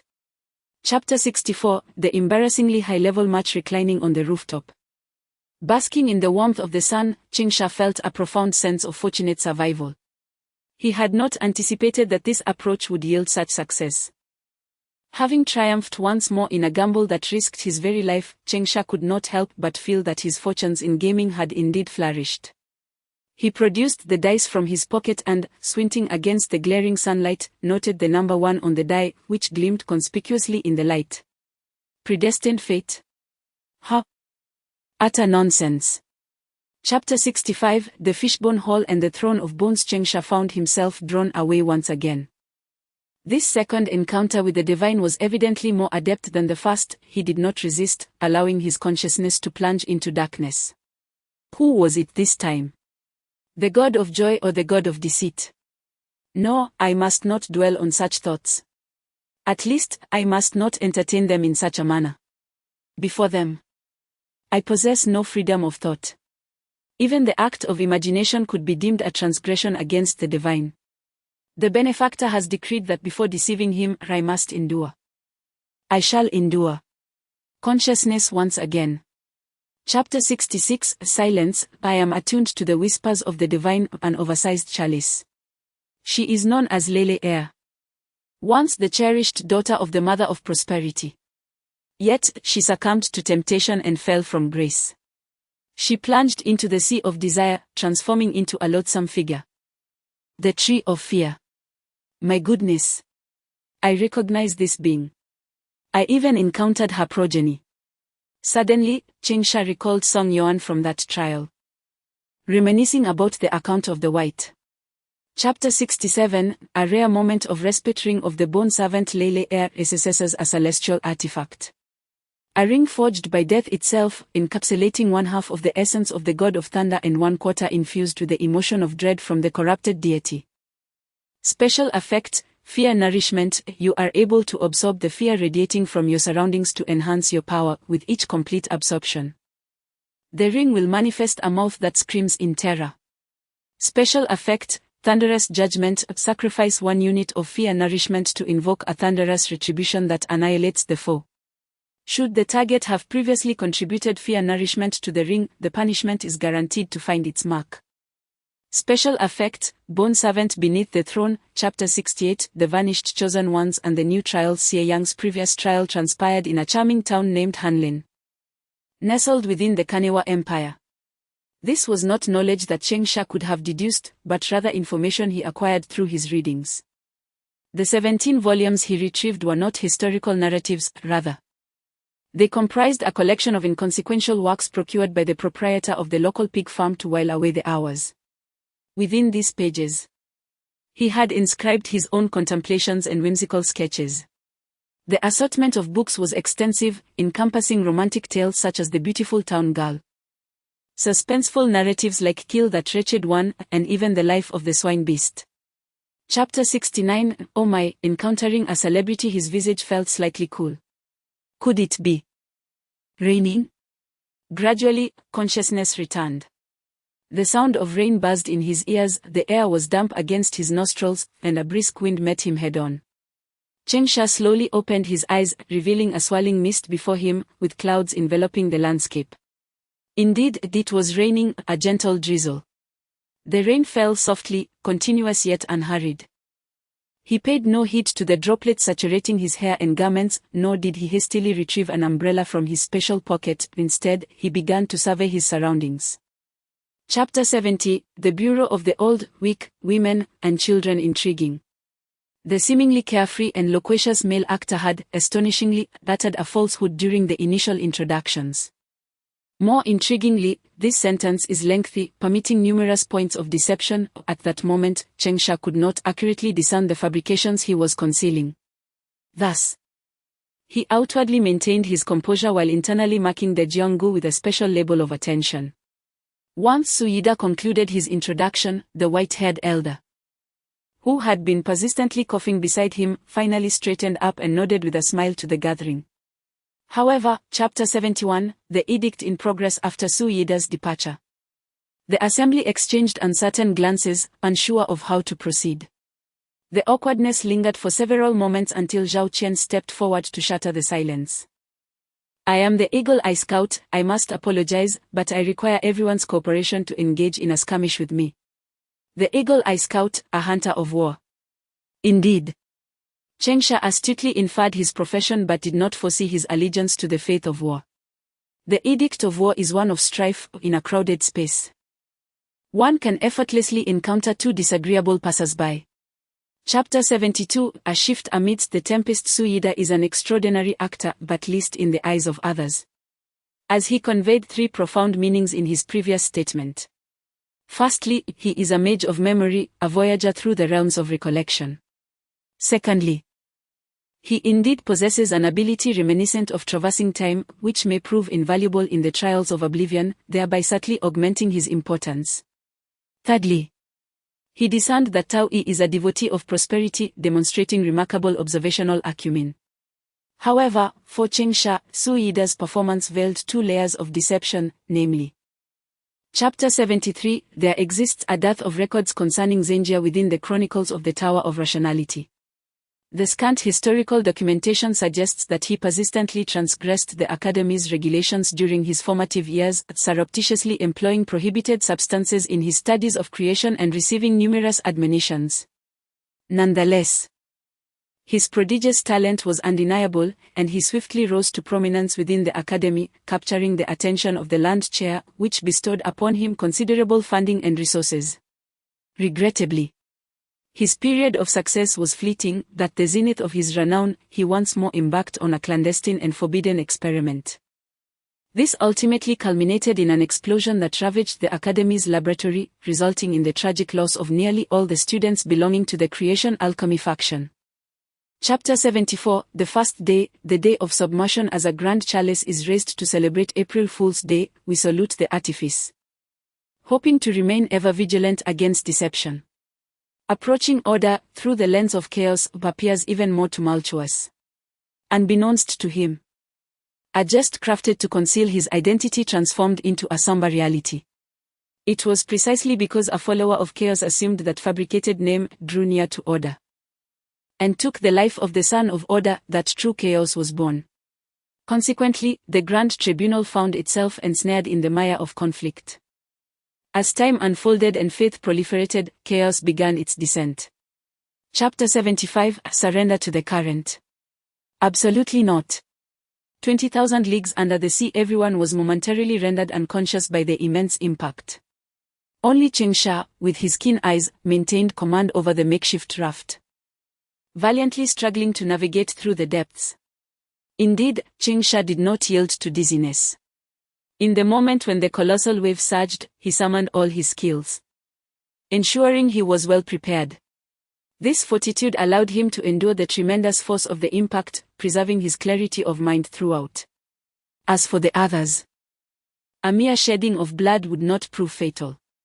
Chapter 76, the fine line between life and death. The current continued to accelerate. Soon, the players were utterly scattered, thrust deeper into the abyss, one after another. Before them, the azure sea was supplanted by torrents of vibrant yellow rapids. At the precise moment when these distinctly divided liquids converged, Chengsha distinctly sensed an inexplicable force pressing in from all sides, beginning to fervently corrode his skin. It was acid. How could this phenomenon occur? Amidst such a torrent of seawater, how could there arise such a concentration? Chapter 77, a substitute for past glory. A sudden glimpse of light. The deceased virtual creature, the devouring whale, continued to ascend after engulfing the throng. Thus, when the players emerged from the belly of the beast, they found themselves not far from the surface of the water. With Chui Ding Tion's swift swimming, they were soon propelled above the surface. Splash, wow! Panting. We are saved. At that moment, as they all emerged from the depths, the old man promptly withdrew his skin, violently coughing as he sank beneath the waves. Chapter 78, my surname is actually Tang, Ultimate Big Cup. Chapter 2, 6000. Hands on hips. Undoubtedly, were revels in blood and fire. However, not every devotee of war possesses an affinity for the element of fire. Most of its followers have only received a fraction of its blessings, the frenzied power of combat, while only a fortunate few have simultaneously acquired the ability to wield flames. Zhao Qian is among those fortunate few. His mastery over fire serves as a concealed weapon, one he seldom unveils. Thus, he found himself intrigued by how Chengsha had come to possess such knowledge. Chapter 79, the so-called divinity merely a jest to lighten the atmosphere. Dear friends, do not take it so earnestly. Observing the myriad expressions on the faces of the assembly, Chengsha scratched his head and ultimately confessed, very well. I shall concede. Although my surname is not Tang, I bear a certain resemblance to Tang Seng. Noticing the skepticism etched upon their faces, Chengsha chuckled and continued. Do not be hasty, but speak the truth. Within me dwells a fragment of the divinity of prosperity. Divinity. Chapter 80, the day after, the day of descent. Following a grueling 24 hours fraught with tension and a near brush with death, the fatigue weighed heavily upon everyone. In particular, the pink-haired girl, a devotee of prosperity, who had sustained her divine energies without nourishment for an extended duration, found herself mentally depleted. Consequently, after a brief interlude, they promptly initiated their quest for sustenance. Zhao Qian proposed that they embark on this search collectively for the sake of safety. However, before Su Yida could articulate a response, Chengsha firmly rejected this suggestion, citing a singular reason: the efficiency of such an endeavor is alarmingly low, and time is of the essence. Chapter 81, War Horses and Oxen. When an individual finds themselves powerless against the inexorable pull of gravity, the experience of falling transforms into a harrowing nightmare. Unfortunately, for the players, a simple descent does not evoke genuine terror. At the moment her feet relinquished their connection to the ground, Tao Yi, ever astute, grasped a nearby piece of driftwood and summoned the entirety of her prosperity, metamorphosing that singular fragment of wood into a colossal wooden parachute. Observing this, the others promptly clung to her before they too began their descent. As a result, while the surrounding objects plummeted directly downward, the 6 players floated gracefully through the air, reminiscent of a constellation of kites dancing in the breeze. Chapter 82, the waters of the great river descend from the sky. Seasonal greetings. Wishing everyone. Let us forgo the customary pleasantries this time. May you savor your meals and find repose. If disappearance equates to obliteration, what then is the essence of this threshold?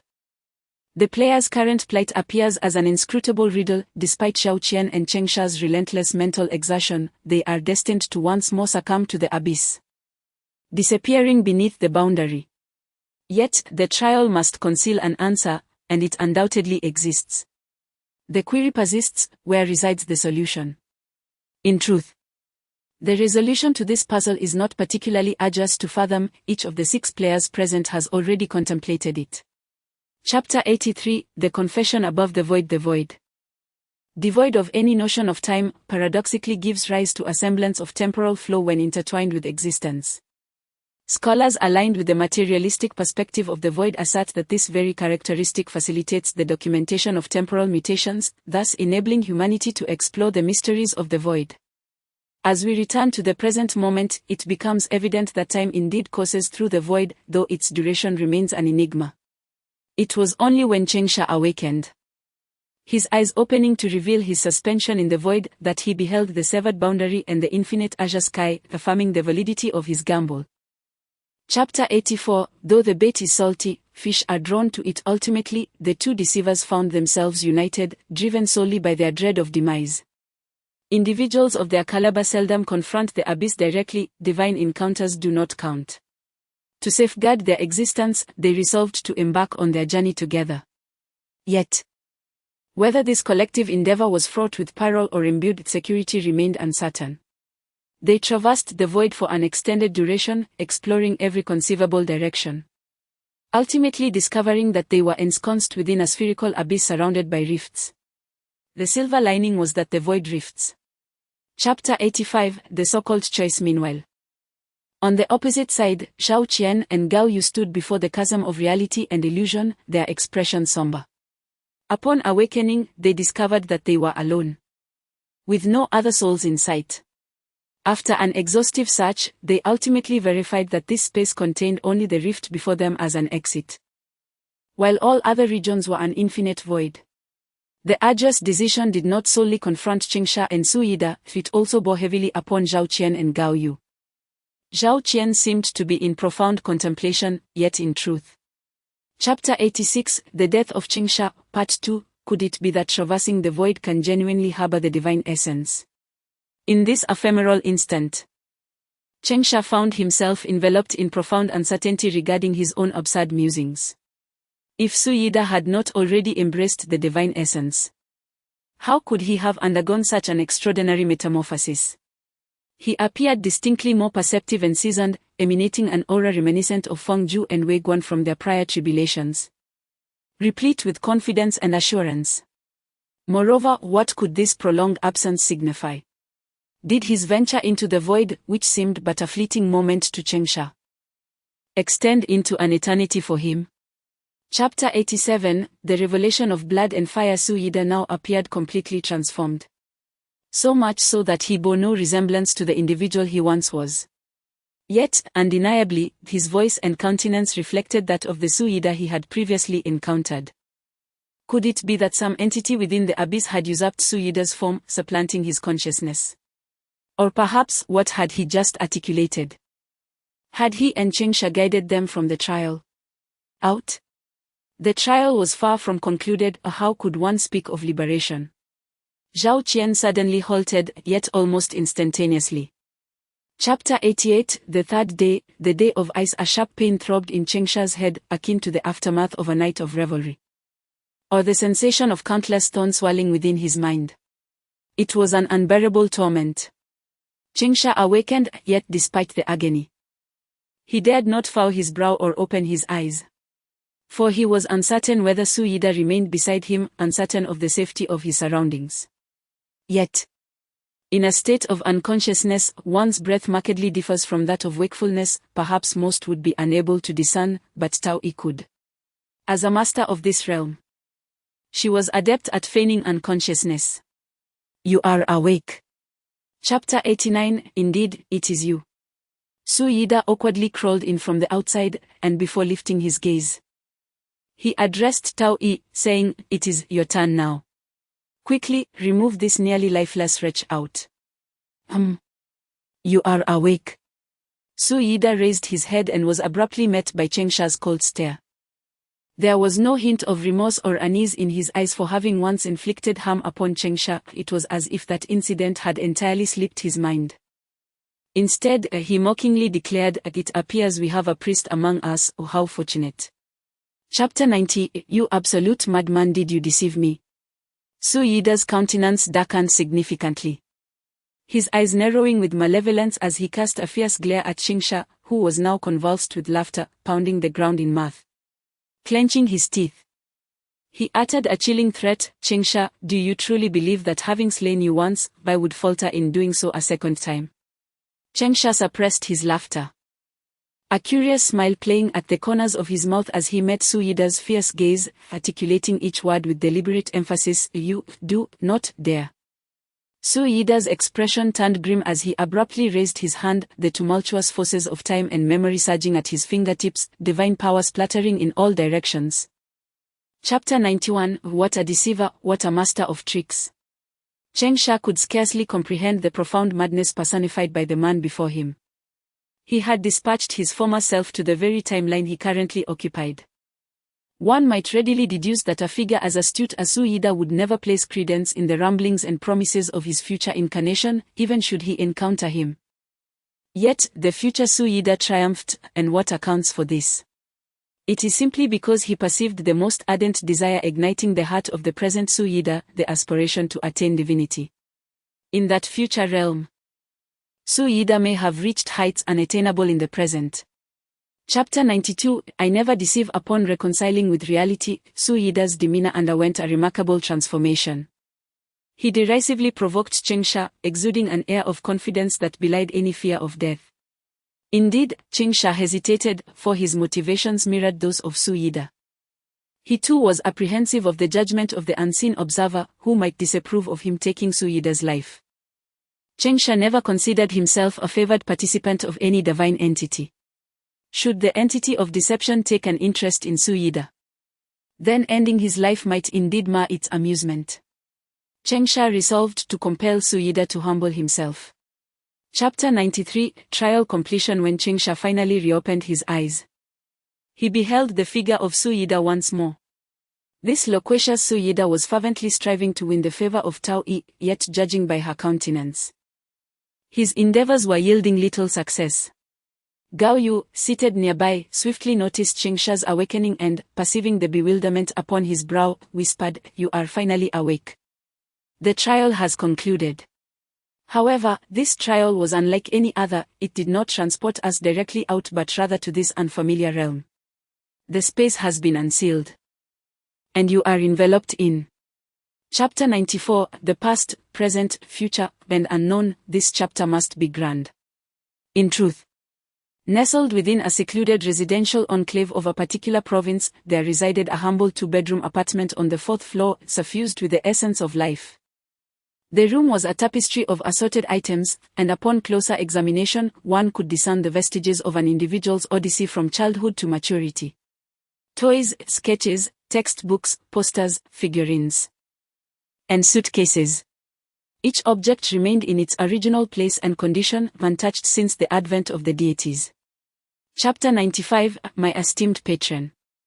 Here my defense Chengsha stirred from his slumber within his storage space, besieged by an insatiable hunger. He nonchalantly seized 2 cans of beverage and consumed them with a gratifying clink. A burp escaped his lips, eliciting a sense of relief. Once he regained his composure, he began to contemplate the trial he had recently endured. Yet, there was little to dissect concerning the trial itself. Its intricacy resided within the souls of those entangled in it. A hunted hunter, a duplicitous liar, a sagacious child, a genuine elder, alongside a seemingly simple and naive star. Chengsha ruminated for an extended duration. Chapter 96, Who is that? Chengsha's laughter abruptly ceased as he grasped the profound essence of the trials he had endured. It became evident that the restoration of Su Yida's memory was merely a prelude to unleashing the wrath of reclaimed power. Oh, so this is the reality of the situation. How could he refrain from taking decisive action when I find myself utterly defenseless? Ah, indeed, there stands my benefactor. With this thought, Chengsha promptly bowed with utmost sincerity to the embodiment of deception. I express my gratitude for your protection. You genuinely care for your devoted followers as a mother would. Chapter 97, The Bone Servant Beneath the Throne. Chengsha came to the realization that he had misjudged his benefactor. Although he had not resolved the sudden resurgence of light, he had indeed addressed the matter of divinity. The prosperous essence of divinity within him had certainly been sealed away by his hand, reflecting the falsehoods he had earlier spun. This was the crux. He had truly become a Tang Seng. Nonetheless, it was somewhat reassuring that the aura of prosperity had not faded. With his prowess, perhaps none beneath the pantheon of gods would uncover it. Praise be to the Master. Yet, this sensation, how peculiar. Chapter 98, The Unremarkable Path to Ascendancy and Month-End Summary. In the distant void, within the stark white hall of fish bones, a colossal skull sat regally upon a throne of bones, observing the diminutive skull before it, which stood in respectful silence. The small skull's jaw moved rhythmically, articulating Chengsha's message word for word. Its voice was robust and resonant, starkly contrasting with the somber atmosphere surrounding it. The giant skull listened quietly until the small skull had completed its recitation, allowing it to return beneath the throne, transforming into a foundational stone. Employees. Intriguing. Chapter 99, No Time for Contemplation. The new trial approaches. Transforming into a skeletal form had consumed much of Chengsha's time, leaving him little opportunity to attend to the information across various channels before the new trial emerged. Standing atop a building, he adorned himself with a ring and pinned a brooch to his chest, gazing at the glaring crimson alert before him. His expression soured as he exclaimed, "Damn it. Special trial, who deserves redemption? Fate has commenced. Matching teammates, 1-6, trial objective. All fables concerning deities are but feeble lifeforms' attempts to cling to him. Time limit, 3 days. Chapter 100, Today's Warriors and the Cult of Nature. Libola keenly discerned Jiran's faith, raising an eyebrow and adopting a tone laced with subtle mockery. Today's warrior. Jiran did not refute it, casually nodding. Fate wields numerous powers. Yet the most dramatically compelling among them is undoubtedly randomness. Today's warrior is a participant who has been bestowed with this unique gift of random. The initial number of players opting for this vocation was indeed considerable. As one might anticipate, the warrior of fate exudes an aura of enigma and tragedy, reminiscent of a protagonist's narrative. Chapter 101, The Deceased, Silence, Believer. So, you call this nature? Qin Chauga remarked with disdain. Scrutinizing Hu Xian's form-fitting attire that scarcely concealed her silhouette, nearly gesturing towards her forehead and declaring, this is merely indecency. Unperturbed by her attitude, Hu Xian extended her hand towards Qin Chauga, inviting, come, allow me to guide you to experience nature. Do you suppose I would fear you? Qin Chauga scoffed lightly. Extending his muscular arm, which would render anyone blushing in comparison, and firmly grasping the delicate hand before him.